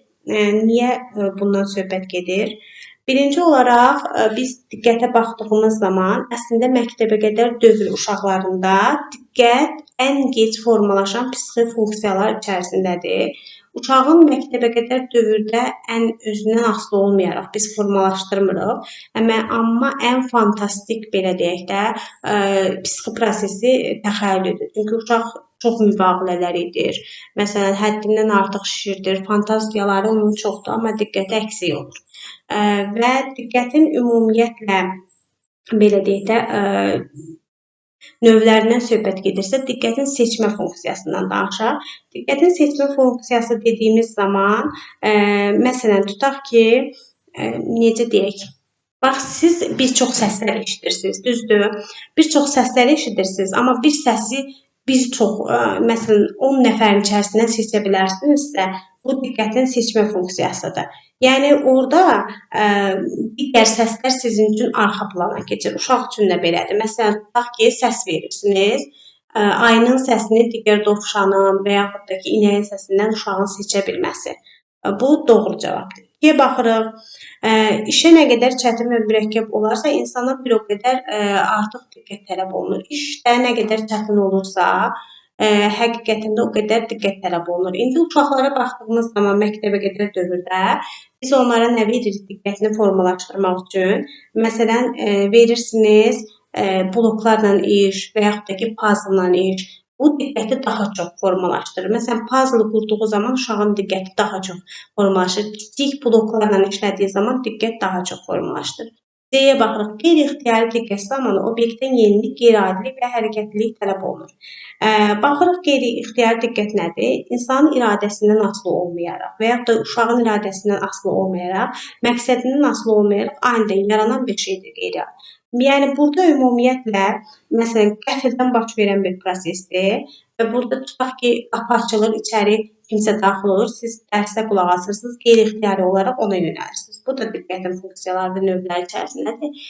İxtiyari diqqət prosesində insan qarşısına qabaqcadan şuurlu məqsəd qoymur və heç bir iradə səy göstərmir. Burada yanlış cavabınız budur. İxtiyari diqqət odur ki, mən qarşıma bir məqsəd qoyuram və burada ümumiyyətlə qabaqcadan şuurlu şəkildə mən deyirəm ki, səy göstərəcəm və məsələn, tutaq ki, bu puzzle düzəldəcəm və yaxud da ki, bu yazını yazıb qutaracam və mənim diqqətimi heç nə cəlb etməyəcək və bu ixtiyari diqqətdir. İxtiyari diqqət sizin özünüzdən asılı olan bir prosesdir. Bu tərif isə qeyri-ixtiyarinin tərifidir. Ona görə D variantı burada yanlışdır. Yerdə diqqətin mühüm funksiyalarından biri də fəaliyyətin gedişinin tənzim etmək və ona nəzarət etməkdir. Bu da doğrudur. Yəni, burada ümumiyyətlə daxili nəzarətdən söhbət gedir ki, planlı şəkildə ümumiyyətlə onu izləməyiniz, tənzimləməyiniz və yaxud da ki, qeyri-ixtiyari bir şey baş verirsə, onu korreksiya etməyinizdən söhbət gedir. Ona görə burada yəni səhv cavab doğru olaraq D variantıdır. 34-də baxırıq. Kommunikativ bacarığı zəif olan müəllimdə hansı problem daha qabarıq şəkildə öz əksini tapır? Dərsi planlaşdıra bilməməsi. Əgər planlaşdırmırsınızsa, konstruktiv bacarığınız yoxdur. Mövzunu elmi dildə izah edə bilməməyə, bu zaman qnostik bacarığa malik deyilsiniz deməkdir. Uşaqlarda psixoloji kontakt qura bilməmək, bu kommunikativ bacarığın zəifliyindən irəli gəlir. C variantı sınaq imtahanlarını təhlil edə bilməmək konstruktivdir. Məsələn, tapşırıq verirsiniz, texniki vəsaitlərdən istifadə edə bilməmək, bu da düzgün şəkildə məşğələ qurmursunuz, konstruktiv bacarıqdır. Burada psixoloji kontaktdan söhbət gedir. Uşaqların qəlbinə yol tapa bilməyiniz, onu ələ alıb bilməyiniz, düzgün şəkildə ünsiyyət qurmağınız bu kommunikativ bacarığın göstəriciləridir. Ona görə orada yanlış cavabınız C variantıdır. Əqli gerilikdən söhbət gedir. Düşünürəm ki, bu bir çoxlarınız üçün məlum olan bir məsələdir. İndi baxdığımız zaman əqli gerilik inklusiv təhsildə aktual bir mövzulardan biridir. Ola bilər ki, test mərhələsində rast gəlmirsiniz, amma elə bir müəllim olmayacaq ki, müsahibət əqli gerilik, autizm, serebral iflic, bir də Down xəstəliyi, bax bunların rast gəlməsi, yəni hər 5 müəllimdən 4-ünə verilən sualdır. Oligofreniya adlandırırıq. Elə bir ağır formasıdır ki, burada intellekt ən aşağı səviyyədə olur. Nitq aydın olmayan sözlərdən, səslərdən ibarət olur. Uşaq öz istəyini mimika və jestlərinə çatdırır. İndi burada baxaq, bu nədir? Əqli geriliyin əslində müəllimlər 3 forması var. Debillik, imbesillik və idiotiya. Ən ağır forması idiotiyadır. İdiotiyada ümumiyyətlə uşaqlar çox ağır formada olur. Özlərini idarə edə bilmirlər, gigiyenik qulluqları belə olmur. Yüngül forması debillik, orta ağır forması da imbesillikdir. Burada bizdən ən ağır formasını soruşur deyə idiotiyadır. Psixoinkişaf ləngiməsi nədir? Psixoinkişaf ləngiməsi uşaqlarda ardıcıl olaraq proseslərin getməsidir. Amma burada proseslər ardıcıl olaraq gedir, amma digərlərinə nisbətən geri. Yəni uşağın psixoinkişafdan ləng olması. Tutaq ki, gec yeriyir, amma yeriyir. Gec danışır, amma danışır. Tutaq ki, 5 yaşındadır. 4 yaşındakı uşaq kimidir. Amma bu müəyyən belə deyək də pedaqoji baxımdan aradan qaldırılan bir prosesdir. Autizmdə bir spektr xəstəliyidir. Spektr bilirsiniz nədir? Hər uşaqda özünü başqa cür üzə verən bir şeydir. Məsələn, bir uşaqda davranış formasından əlaqəlidir. Bir uşağın belə deyək də bir uşağın davranışı ilə, bir uşaqda sosial problemin olması ilə, bir uşağın ünsiyyətdən qaçması, bir uşaqda sensor problemi olur. Yəni hər uşaqda başqa spektrlə özünü göstərən bir xəstəlikdir. Burada əqli gerlik deyiriksə, debillik, imbesillik, idiotiya yadımıza düşür. Debillik yüngül formada, imbesillik orta ağır, bizdən isə ən ağırı soruşur deyə variantdır. Müəllimə, bunlara aid hər hansı bir kitab var? Məsələn, mən bu sualda səhv eləmişdim. Onların məsələn xüsusiyyətlərini o qədər də yaxşı bilmirəm. Axtarın baxarsınız. Çox sağ olun. Müdafiə baxaq. Müəllim qrup otağı üçün təhlükəsizliyimizi qoruyaq prinsipini müəyyən edib və uşaqlar dərslərdə həmişə yavaş addımlarla gəzirlər. Lakin uşaqlar həyətyanı sahəyə gəzintiyə çıxanda da qaçmaqdan qorxur, çox pasiv davranırlar. Bu vəziyyət idarə etmədə hansı komponentin düzgün tənzimlənmədiyini göstərir. Birinci olaraq nəzərinizə çatdırım ki, bu da məktəbə qədərə aid olan bir prosesdir. Söhbət qaydalardan gedir. Biz bilirik ki, qrup qaydalarını qrupun daxilində həyata keçirdirik. Qayda ümumiyyətlə uşağı çərçivəyə salmamalıdır. Uşaq qaydadan kənar hərəkətlər də edə bilməlidir. Məsələn, səssiz olaq qaydası qrup otağı üçün aid olduğu halda həyətyanı sahədə biz səsimizi çıxarda bilərik. Gözlənti mühitə görə dəyişməyən sabit struktur olduğunu uşaqlar anlar. Müəllim gözləntini məkana görə dəyişib, lakin qaydaları sabit saxlamayıb. Müəllim gözlənti ilə qaydanın münasibətini səhv qrup gəzmək qaydasını məkanda asılı olmayaraq mütləqləşdirib. Uşaqlarda daxili motivasiya zəif olduğu üçün qaydanı avtomatik icra edirlər. Müəllim qaydaları müəyyənləşdirərkən uşaqların fiziki motor ehtiyaclarını və ya xüsusiyyətlərini tamamilə nəzərə almayıb. Burada doğru cavabınız, yəni səhv cavabınız müəllim gözlənti ilə qaydanın münasibətini səhv qrup gəzmək qaydasını məkandan asılı olmayaraq mütləqləşdirib. Yəni mütləq şəkildə səssiz olaq. Əslində müəllim deməlidir ki, səssiz olaq bir qaydamız var. Bilirsiniz ki, müəllimlər gözlənti ilə qayda bir-biri ilə iaxiddir. Əslində qaydalar gözləntinizə cavab verməlidir. Gözlənti hər yerdə uşaqdan gözlədiyimiz, qayda isə qrup daxilində gözləndiyimiz bir davranış formasıdır. Və burada da müəllim qrupda qaydanı əməl etməli, amma niyə əməl edir qaydaya? Ona görə ki, açıqlayaq ki, uşağa səssiz olaq. Çünki bizdən başqa qruplar da var, onların fəaliyyətinə mane oluruq. Amma biz həyətyanı sahədə yüksək səslə danışa bilərik, səsimizin tonunu qaldıra bilərik. Bu şəkildə izah etməli idi müəllim. Ona görə C variantı yanlışdır. Gəlirik 37-yə. Effektiv ünsiyyət və müsbət psixoloji iqlimin yaradılması qaydalarını müvafiq olaraq qruplaşdıraq. Burada söhbət nədən gedir baxırıq. Bunu qruplaşdıracağıq. Gerək qruplaşdıraq.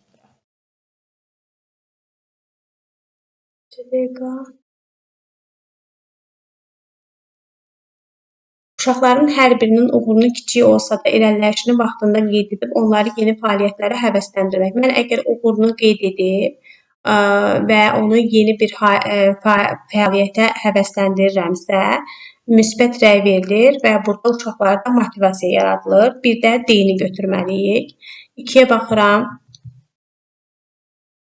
Danışan uşağın sözünü kəsmədən onun mimika və jestinə diqqət yetirmək, fikrini tam ifadə etməsinə şərait yaratmaq. Mən əgər uşağın sözünü kəsmirəmsə, və fikrini tam şəkildə izah etməsinə şərait yaradıramsa, burada ümumi olaraq fəal dinləmə bacarığını formalaşdırıram. Yəni, fəal dinləmə bacarığı rol oynayır burada, həm də formalaşdırıram bunu. Qrup qaydalarını uşaqlarla birlikdə müzakirə edərək hazırlamaq və müəllim olaraq bu qaydalara birinci özümüzü nümunəvi şəkildə riayət etməyimiz, qaydanı yaradırıq bilirik, amma özümüz də bu qaydaya riayət ediriksə əgər, demək ki, şəxsi nümunə oluruq və burada biz ümumiyyətlə burada uşaqlara şəxsi nümunə olaraq rol model kimi rol oynayırıq burada uşaqlarla. Uşaqların fərdi xüsusiyyətlərinin, potensialının və öyrənmə sürətini nəzərə alaraq onlara fərqli yanaşma nümayiş etdirmək, yəni bir növ fərqli yanaşmadan söhbət gedir əslində burada. Fərqli yanaşma nümayiş etdirirəmsə, diferensiyasiyanı nəzərə alıram deməkdir. 4-də də B-ni götürəcəm. 5-də hər bir uşağa qarşı qərəzsiz olmaq, şəxsi simpatiya və mənfi emosiyaları təlim prosesinə yansıtmamaq. Yəni burada nədən söhbət gedir? Şəxsi simpatiya, məsələn, bir uşağı çox sevirsiniz. Ola bilər valideyninə görə və yaxud da ki, özünə görə. Bunu qərəzli olaraq digər uşaqlardan seçmirsinizsə və yaxud da ki, mənfi emosiyalarınız var bir uşağa və yaxud da ailəsinə qarşı, bunu da siz təlimdə əks etdirmirsinizsə, obyektivsiniz və qərəzsizsiniz deməkdir. 5-də də A-nı götürəcəyik. 1D, 2Y, 3C, 4B. Doğru cavabınız A variantıdır, müəllimlər. Gəlirik 38-ə. Məktəbəqədər təhsil müəssisəsinin əsas fəaliyyət prioriteti aşağıdakılardan hansıdır və bu fəaliyyət hansı əsas prinsiplərlə həyata keçirilir? Bura baxırıq. Uşaqların intellektual inkişafına yönəlmiş tədbirlər həyata keçirməklə onların digər sahələrdəki inkişafını əqli fəaliyyət üzərində qurmaq və tədris prosesini bu çərçivədə inkişaf elətdirmək. Məqsədimiz uşağın yalnız əqli fəaliyyət üzərində yox, hər tərəfli inkişafıdır. Ona görə bu yanlışdır. B-yə baxıram. Elm və Təhsil Nazirliyinin tələb etdiyi inzibati və statik məlumatların toplanması və illik hesabat şəklində təqdim edilməsi bu vəzifənin əsas məqsəd kimi müəyyən etmək. Əsas məqsədiniz illik hesabat deyil. Yəni, əsas məqsədiniz ümumiyyətlə uşaqların hər gün inkişafını təmin etmək. Yəni, illik hesabat sizin əsas məqsədiniz içərisində deyil və bu da Elm və Təhsil Nazirliyi sizdən illik bir hesabat almır. C variantına baxırıq. Məktəbəqədər yaş qrupuna aid uşaqların intellektual, emosional, fiziki və psixi inkişafını kompleks yanaşma əsasına təmin etməklə yanaşı insanlara qarşı həssas münasibətinin formalaşdırılması məqsədi ilə fəaliyyət göstərilməsi. C variantı tamamilə doğrudur. D valideynlərin fərdi maraq və gözləntilərinə əsaslanaraq təhsil proqramları onların şəxsi tələblərinə uyğunlaşdırmaq. Əslində valideynin tələbinə uyğunlaşdıra bilərsiniz, amma Elm və Təhsil Nazirliyinin sizə verdiyi bir şəxsi standartdır. Valideyn müəyyən mənada sizə təsir edə bilər. Ümumiyyətlə fəaliyyətlərdə xeyir. Məktəbəqədər təhsil müəssisəsinin fəaliyyətini genişləndirmək üçün ictimai təşkilatlar, birliklər və assosiasiyaların yaradılmasına yönəlmiş tədbirlərini prioritet məqsəd kimi qəbul etmək. Əslində bu bizim belə deyək də məqsədlərimizdən biridir, amma tam olaraq uşağın belə deyək də buradakı suala aid olan bir şey deyil. Burada da ictimai təşkilat fəaliyyət, məsələn, Qəyyumlar Şuranız və yaxud da ki, Valideynlər Şuranız ondan söhbət gedir. Yenə də bu cavaba uyğun deyil. Doğru cavabımız C variantı idi. 39-a baxırıq. Tərbiyəçi müəllim qrup otağında uşaqların aqressivliyini azaltmaq və gərgin günün yorğunluğunu çıxartmaq üçün xüsusi təklik güşəsi formalaşdırılmışdır. Təklik güşəsi biz bilirik ki, bizim inkişaf etdirici təlim mühitimizdə burada bizim funksiyalarımız var və psixoloji sağlamlığın qorunması funksiyası var ki, biz burada həm təklik güşəsi, həm də azad bir sahə yarada bilərik. Azad sahədə uşaqlar birgə oynayır, təklik güşəsində tək oynayırlar və burada paralel olaraq otaqdakı əşyaların hər birinin uşağa müəyyən bir sosial təcrübə ötürməsini, məlumat verməsini təmin edən elementləri zənginləşdirəcəksə, burada söhbət hansı funksiyalardan gedir? Birinci olaraq biz psixoloji sağlamlığın qorunmasıdır. Təklik güşəsi və azad güşə və otaqdakı əşyaların müəyyən bir sosial təcrübə ötürməsi, məlumat verməsindən söhbət gedirsə, burada da söhbət informasiya funksiyasından gedir. Biz bilirik ki, hər bir əşya informasiya mənbəyi olmalıdır, yəni məlumat daşımalıdır. Uşaq onun haqqında nəyisə öyrənməlidir. Burada doğru cavabınız B variantıdır. Psixoloji sağlamlığın qorunması və informasiya funksiyanız. Bu da bizim inkişaf etdirici təlim mühitinə aid olan bir dərsimizdir. Təlim mühiti var ki, hansı ki orada güşələrdən də söhbət gedir. O dərs aid olan bir testidir. 40-a baxırıq.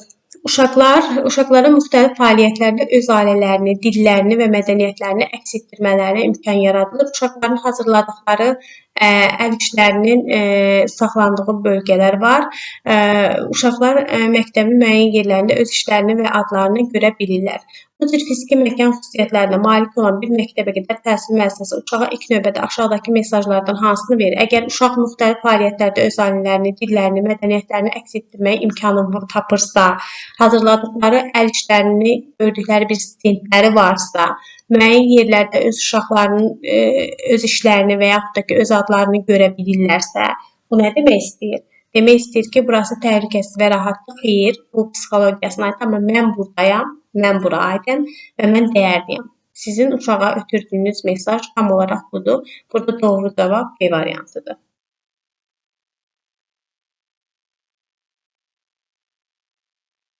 41-ə baxırıq.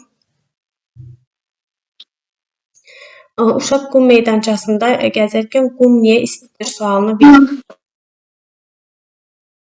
Uşaqlar göy qurşağı niyə yaranır sualına cavab tapmaq üçün təcrübəni izləyirlər. Əgər uşaq qum niyə istidir sualını verirsə, bu tətbiq etmə deyil. Qum meydançasında gəzərkəndən söhbət gedirsə, bu tətbiq etmə deyil, dərk etmədir. İkiyə baxırıq, uşaqlar göy qurşağı niyə yaranır sualına cavab tapmaq üçün təcrübəni izləyirlərsə, bunlar dərk edirlər deməkdir.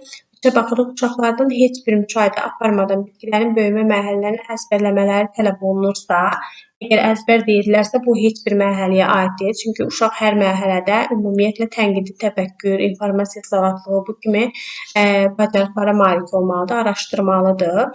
Uşaqlara tapşırıq verilir ki, kağızlardan gəmi düzəltsinlər. Bu da tətbiq etmə mərhələmizdir. Doğru cavabımız burada 2 və 3 D variantı. 42-yə baxaq. Aşağıdakılardan hansı 5 yaşlı uşağın nitqinin qrammatik quruluşunun bitkinləşməsini sübut edən şərtlərdən biri deyil? Biz bilirik ki, nitqin semantik, qrammatik quruluşu var, nitqin riyazi ölçüsü var. Ünsiyyət tələbatında bunu daha çox görmüşük və nitq olaraq başqa bir dərsimizdə də bu mövcuddur. Birinci olaraq nağıl daxilində eyni ismi bütün hallarda işlədə bilməsi. Nağıl daxilində əgər uşaq eyni ismi bütün hallarda işlədirsə, bu qrammatik cəhətdən bitkinləşmiş nitqdən söhbət gedir. Bu doğrudur. Sayıları həm tək, həm də cəm halda asanlıqla tətbiq edə bilirsə, bu da doğrudur. Xəbəri indiki, keçmiş, gələcək zamanda sərbəst şəkildə işlətməsi, bu da doğru şəkildədir.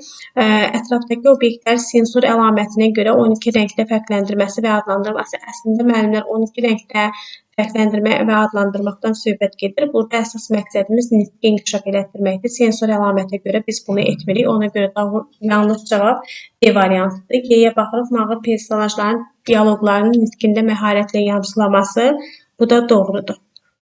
Ona görə burada doğru, yəni yanlış cavabımız D variantıdır. Sensor əlamətlərə görə 12 rəngi fərqləndirmək burada nitqə aid deyil. Amma 12 rəngi fərqləndirir, o sensor əlamətinə görə deyil, nitqdir. 43-ə baxırıq, cədvələ əsasən uyğunluğu müəyyən edirik. Söhbət pedaqoji şuradan gedir. Pedaqoji şura məktəbəqədər təhsil nizamnaməsində öz əksini tapan bir mövzular içərisindədir. Məktəbəqədər təhsil nizamnaməsində çərçivə sənədinin içərisində var. Yəni burada da kənara çıxılmayıb. Doğrunun altında doğru, yanlışın altında yanlışı tapmalıyıq. Baxırıq. Məktəbəqədər təhsil müəssisəsinin təhsil fəaliyyətinin istiqamətlərinin müəyyənləşdirilməsi, təhsil proqramlarının seçilməsi pedaqoji şuranın sədrinin hüququdur. Kadrların ixtisas artırma və yenidən hazırlanması məsələlərinə baxılması pedaqoji şuranın fəaliyyəti istiqamətidir. Bu, pedaqoji şuranın fəaliyyəti istiqamətidir. Fəaliyyətimiz nədir? İstiqamətimiz kadrların ixtisasının artırılması, yenidən hazırlanması məsələlərinə baxmağımız, növbədən kənar pedaqoji iclaslarda, fəaliyyətlərdə bunu həyata keçirdə bilərsiniz. 2 doğrudur. 3-ə baxırıq, pedaqoji şuranın qərarlarını yerinə yetirmək, təşkil etmək və onu nəzarət etmək fəaliyyət istiqamətidir. Xeyr, fəaliyyət istiqaməti deyil. Pedaqoji şuranın sədrinin vəzifəsinin içərisindədir. 3 ona görə pedaqoji şuranın qərarlarını yerinə yetirmək, təşkil etmək və ona nəzarət etmək fəaliyyətin içərisində öz əksini tapır. Baxırıq 4-də pedaqoji şuranın fəaliyyəti barədə təsiri qarşısında hesabat vermək pedaqoji şuranın sədrinin vəzifəsidir. Pedaqoji şuranın sədrinin əslində vəzifəsidir. Təsisatçısı da kimdir burada? Təsisatçısı olaraq da biz görürük burada Elm və Təhsil Nazirliyini. Ona görə 4 burada doğrudur, 3 burada yanlışdır. Doğru cavab olaraq götürərsiniz 2 və 3 C variantı. Gəlirik 44-ə.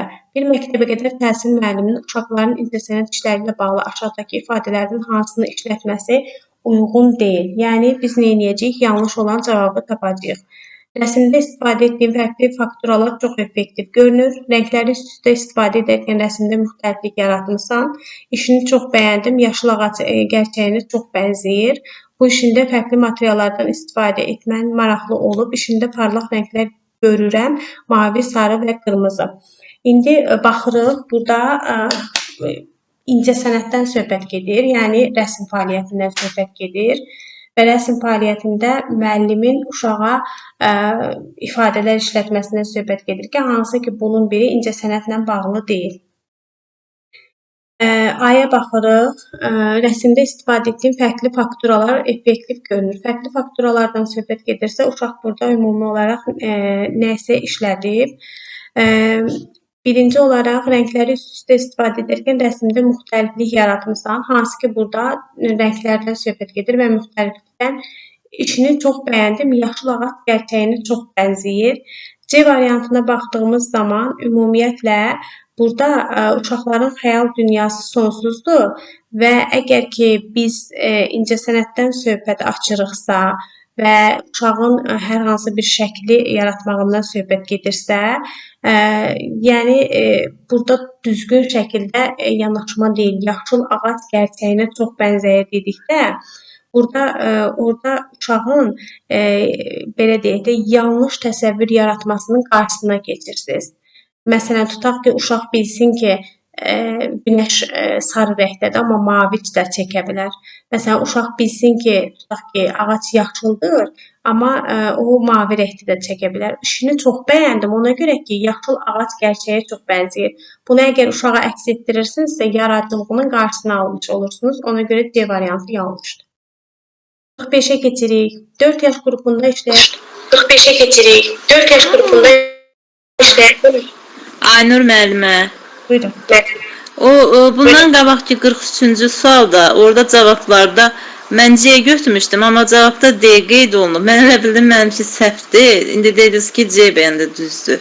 Düzəldərsiniz. onda düzəllərsiniz. Hə, orada D göstərib, mən elə bildim mən səhv götürmüşəm, onda düz götürmüşəm. Elə mən də C götürmüşdüm. Hə. 4 yaş qrupunda işləyən məktəbəqədər təhsil müəllimi valideynlərin dəyərlərini, uşaqların qarşı yanaşma və davranışlarını, uşaqları ilə bağlı gözləntilərini öyrənmək və ailələri daha yaxşı tanımaq istəyir. Bu məqsəd doğrultusunda müəllimin seçə biləcəyi ən təsirli ailə iştiraki çalışması aşağıdakılardan hansıdır? Biz bilirik ki, ailələrlə işlədiyimiz zaman biz bir çox fərdi görüşlər, ev ziyarətləri, telefon danışığı, ümumiyyətlə xəbər bültenləri, bunların hamısını işlədə bilərik. Burada da valideynlərin ümumiyyətlə dəyərini anlamaq istəyiriksə, yanaşmalarını anlamaq istəyiriksə, davranışını anlamaq istəyiriksə, ev ziyarətləri ən əsas aktual məsələlər içərisindədir.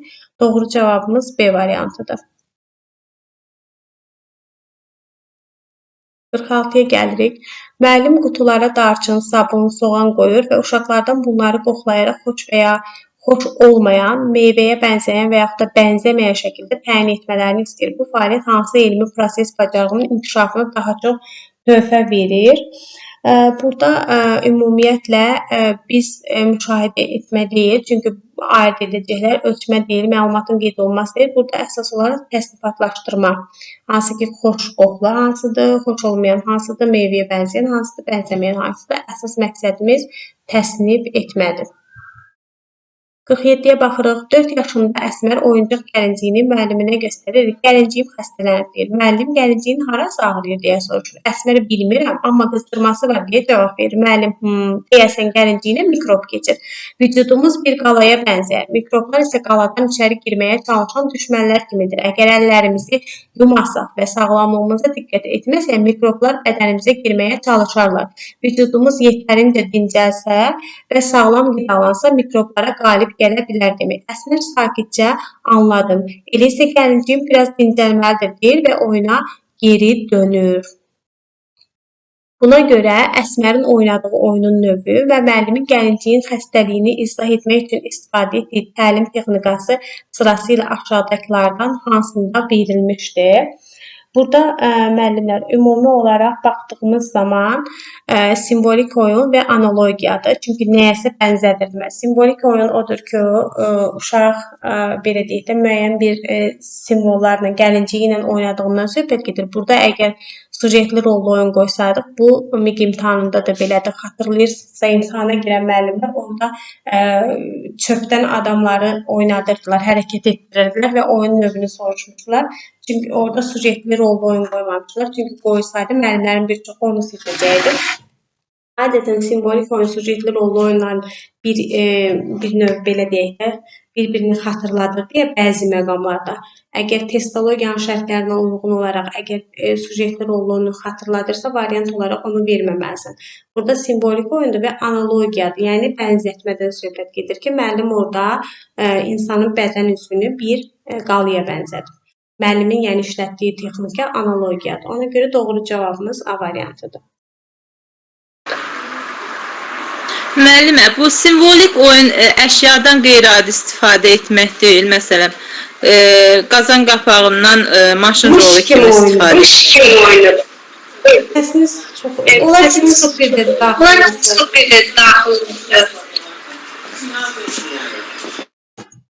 Müəllimlər, simvolik oyun mış kimi oyundur. Yəni ondan istifadə, onun kimi oynayırmış kimi. Ola bilər ki, əşyadan qeyri-adi istifadə edirsiniz. Ola bilər ki, xəyal gücü ilə uşaq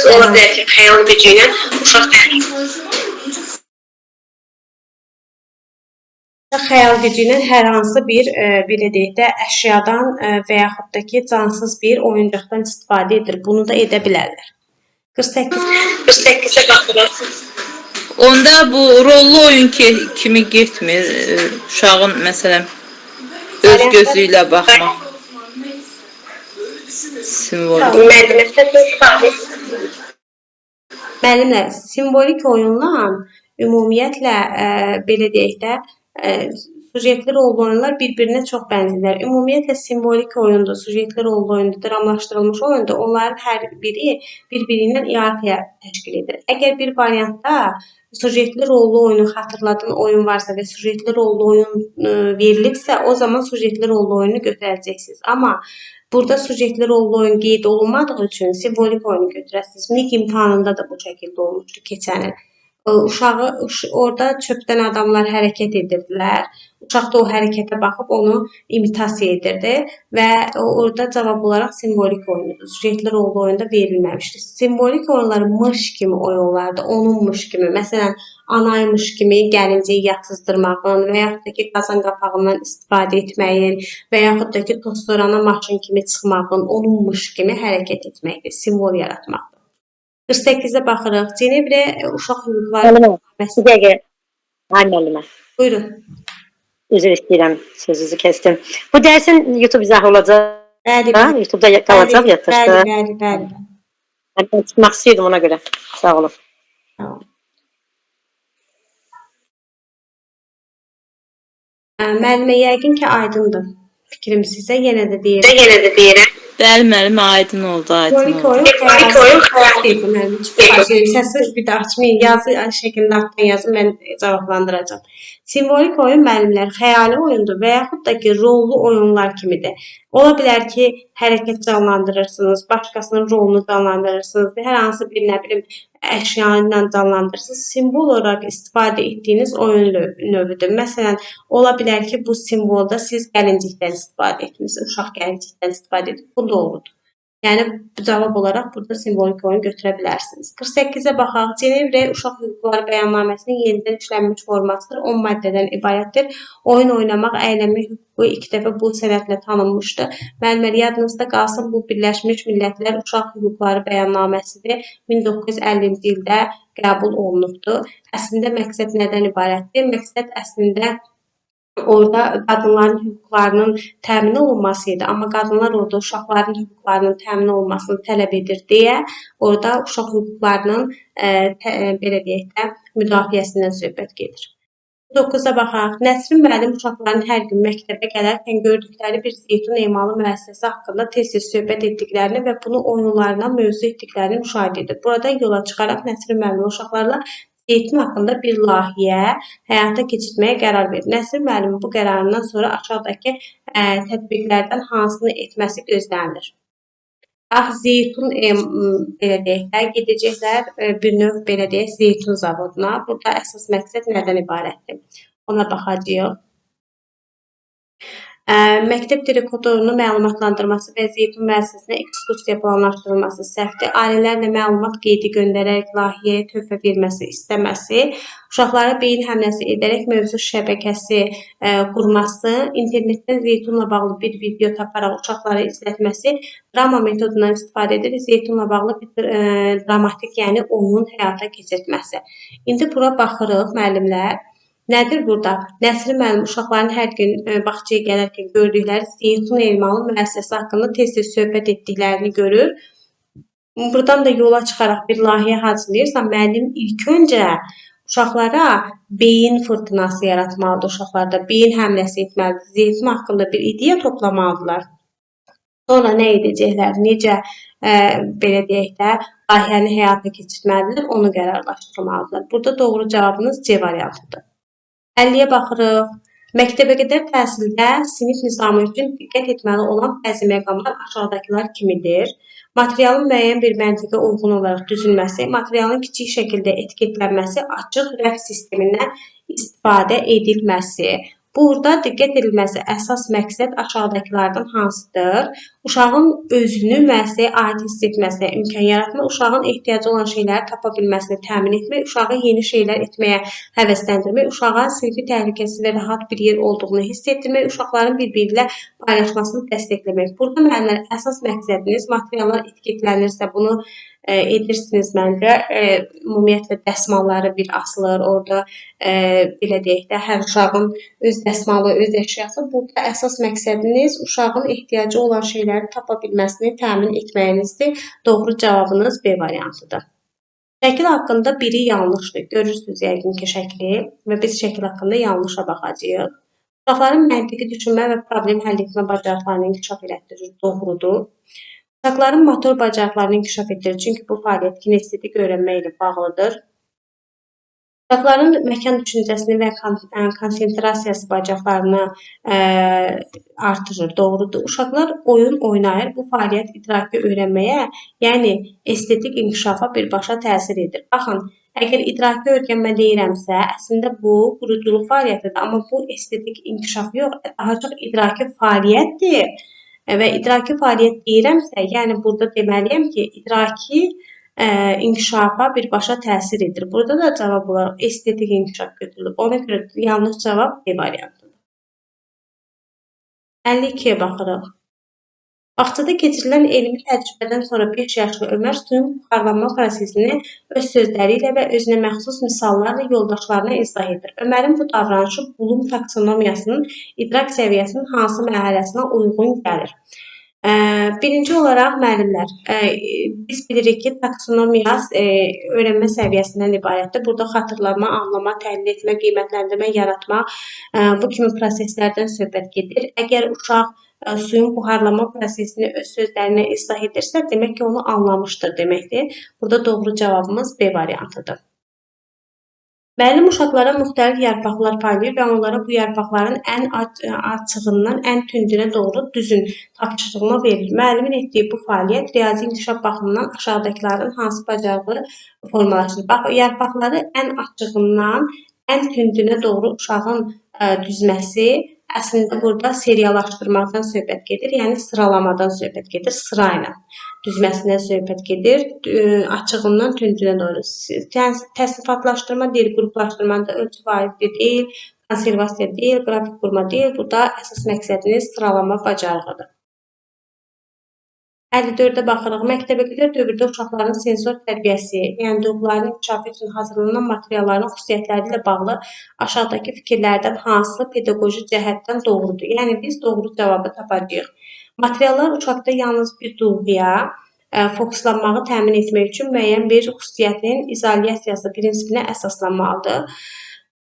Sensor tərbiyənin, duyğuların inkişafının hazırki dövrdə duyu bütünləmə, Montessori təlimində də bu öz əksini tapır. Burada əsas məqsəd necə olmalıdır müəllimlər? Siz uşaqlarda eşitmə, görmə, dad bilmə, qoxlama, bu kimi fəaliyyətləri inkişaf elətdirirsiniz, həm də toxunma. Bunu inkişaf etdirdiyiniz zaman necə etməlisiniz? Sizin müəyyən flakonlarınız olmalıdır və burada ümumiyyətlə sizin qoxudursa, tutaq ki, mən Yasəmən qoxusunu verirəm 2 flakonda, gül qoxusunu verirəmsə 2 flakonda olmalıdır. nərgiz qoxusunu verənsə 2 flakonu. Orada ümumiyyətlə uşaqlar birini qoxladıqda, digərini keçdi, yenə də başqa bir flakonda qoxladıqda orada qoxuları bir-birindən ayırd etməlidir və duyğular üzərində işləyirsinizsə, bu yalnız bir belə deyək də duyğuya yönəlməlidir. Məsələn, yalnız taklid, toxunma, yalnız qoxu bilmə. Mən qoxu ilə yanı sıra uşağa toxunmanı və yaxud da toxunma ilə yanı sıra vizuallığı öyrədə bilmərəm. Ona görə A variantı doğrudur. B-yə baxırıq. Sensor materiallar nə qədər mürəkkəb, çox funksiyalı olsa, uşağın diqqəti o qədər tez toplanır. Xeyr, o qədər tez dağılır.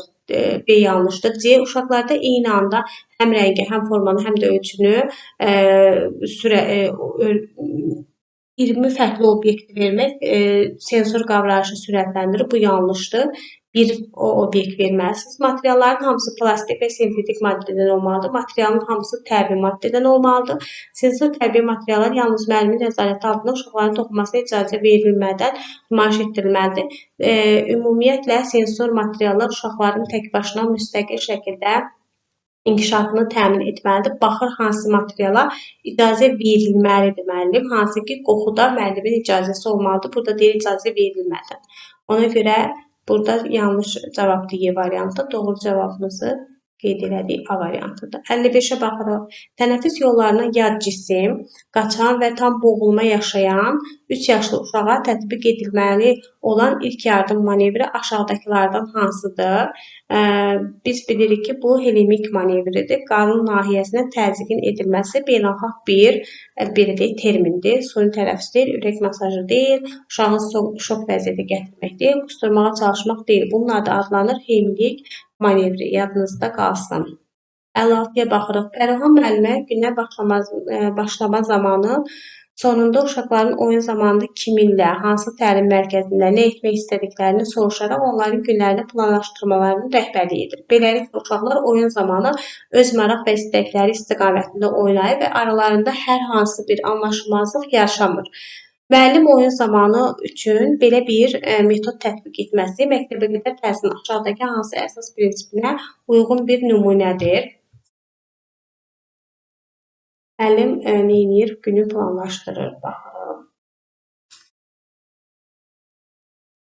İnkişaf sahələri dəstəklənməli, uşaqlar ibtidai təhsilə hazırlanmalıdır.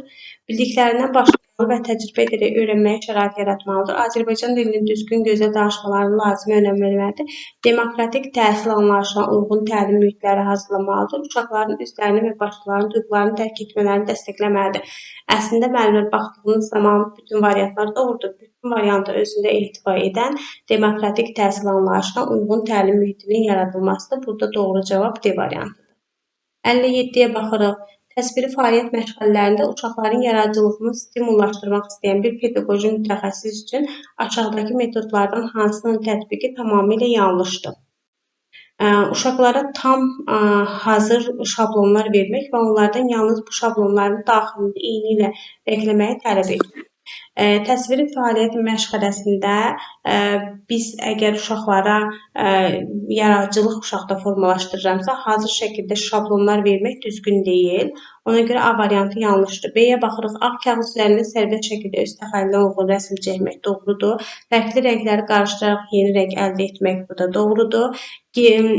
Zamanı uşaqların fərqli forma kəşf etməsi, yapma fəaliyyətində bu da doğrudur. Uşaqların çəkdikləri rəsmləri düzgün və ya səhv kimi qiymətləndirmədən onlarda rəsmdə nə təsvir etmələrini, danışmaqlarını istəmək bu da doğrudur. Burada yanlış cavabınız A variantıdır. 58-ə baxırıq. Körpədə xarici stimullara, məsələn, ananın səsinə və yaxud da gülən insanın üzünə qarşı çevrilən ilk şuurlu və sosial reaksiya olan sosial təbəssüm adətən hansı dövrdə ortaya çıxır? Deməyin ki, bunu bilmirik. Bu qeyri-adi bir şey deyil. Bunu biz 2-3 ayından etibarən görürük. Hətta sizə xatırladım, bu hansı dərs prosesimizdədir. Elkonin yanı sıra vərdiş keçmişdi. Hansı ki, vərdiş uşaqlarda şərti və şərtsiz reflekslərin həyata keçirilməsi ilə bağlı olan bir prosesdir.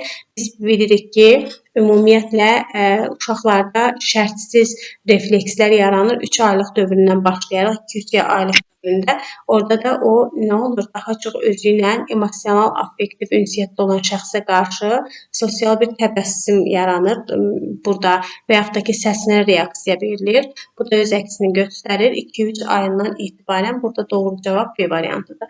59-a baxaq. Aşağıdakılardan hansı məktəbə qədər təhsil müəlliminin müzakirə metodundan istifadə etməzdən əvvəl etməli olduğu hazırlıqlardan biri deyil. Burada baxırıq, üzbəüz müzakirələrin aparıla bilməsi məqsədilə uşaqlara yarım ay və yaxud da ki, dairə şəklində əyləşdirməkdir. Biz bunu edə bilərik, düzdür. Gərginliyə səbəb ola biləcək mövzulardan istifadə edilmək üçün yumor tərkibli nümunələr hazırlamaq bu da doğrudur. Müzakirəni başlanğıc, inkişaf və nəticə mərhələləri üçün kifayət edəcək müddətli planlaşdırmaq bu da doğrudur. Yaşı böyük olan çox qruplar üçün daha çox təlimatlı müzakirə planı hazırlamaq bu yanlışdır. Müzakirə mövzusu çərçivəsində qala bilmək üçün məntiqi əlaqənin qurula biləcəyi suallar hazırlamaq bu da doğrudur. Burada yanlış cavabımız D variantıdır. Bir də müəllimlər ümumiyyətlə müzakirə metodu elə bir metoddur ki, biz bunu tətbiq edərkən uşaqların əxlaq tərbiyəsinə mütləq şəkildə baxmalıyıq. Ümumi olaraq müzakirə elə bir mövzudur ki, burada uşaqların biz bilirik ki, burada problematik və yaxud da ki, necə deyək, uşaqların nisbi düşüncələrindən söhbət gedir deyə bu düşüncənin əxlaq normalarına uyğun olmasına, uşağın əxlaq tərbiyəsinə təsir etməməsinə şərait yaratmalıyıq. Necə? Bax, məsələn, misal çəkək. Tutaq ki, bir müzakirə eləyək. Deyək ki, bir uşağın dostu çox acdır. O da dostunu doyurmaq üçün atasının cibindən oğurluq edir və gedir ona dönər alır, düz iş görür. Uşağın biri deyir ki, xeyr, düz iş görmür, oğurluq edir. O birisi də deyir ki, nə olsun deyə oğurluq edir. Dostunu ki doyurur, o əsas dostunu düşünüb. Əslində bu müzakirədə baxdığınız zaman nisbi düşüncədə söhbət gedir. İkisi də haqlıdır. Amma əxlaqi olaraq düzdürmü? Xeyr, oğurluq hər zaman yanlış bir şeydir. Ona görə müzakirə zamanı bunlara mütləq şəkildə diqqət yetirilməlidir.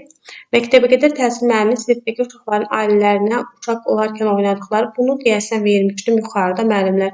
3, 2, 1-də Y variantıdır. Buna bir də baxacağım. Dəyişiklik edə bilsəm. Bu da 60-cı sualımız. Belə müəllimlər, güman edirəm ki, yorulmadınız. Yox, mənim xoşdur. Gözəl izah elədiniz.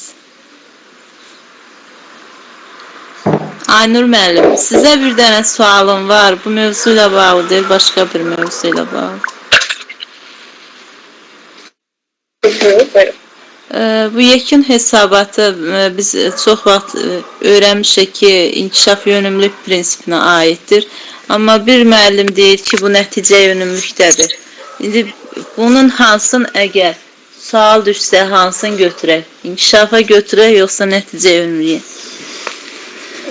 Müəllimə, siz səsi bağlayıb. Hə.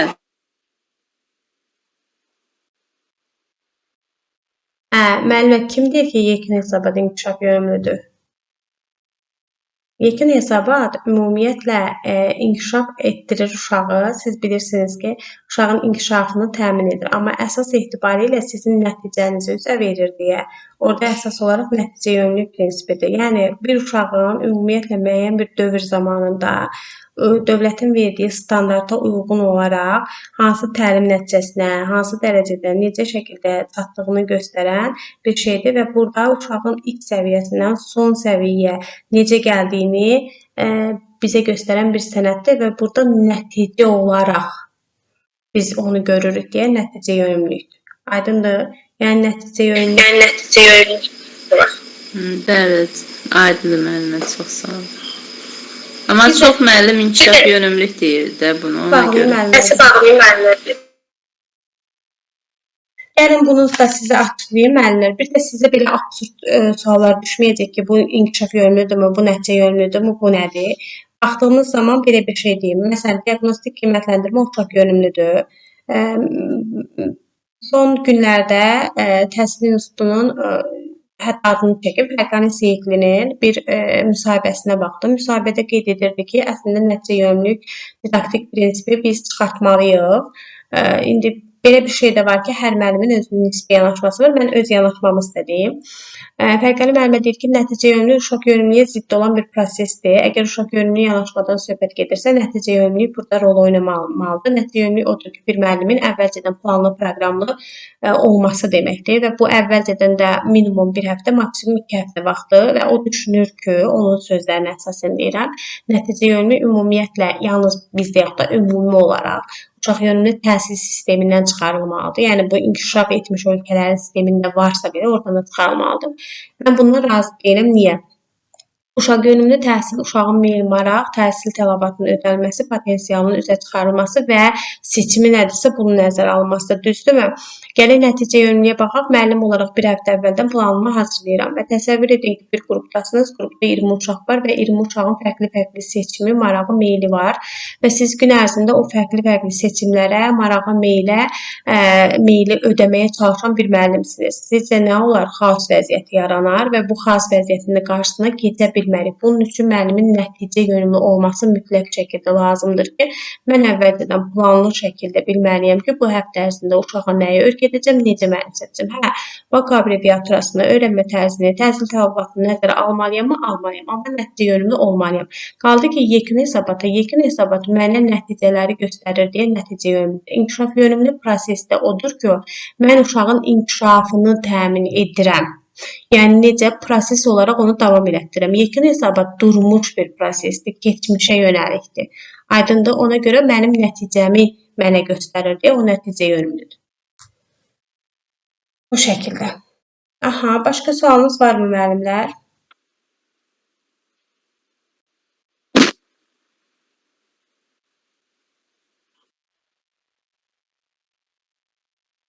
Eşidirəm müəllimlər. Yoxdur sualınız? Bir dəqiqə qayda baxım. 12 saat dərsdəyik.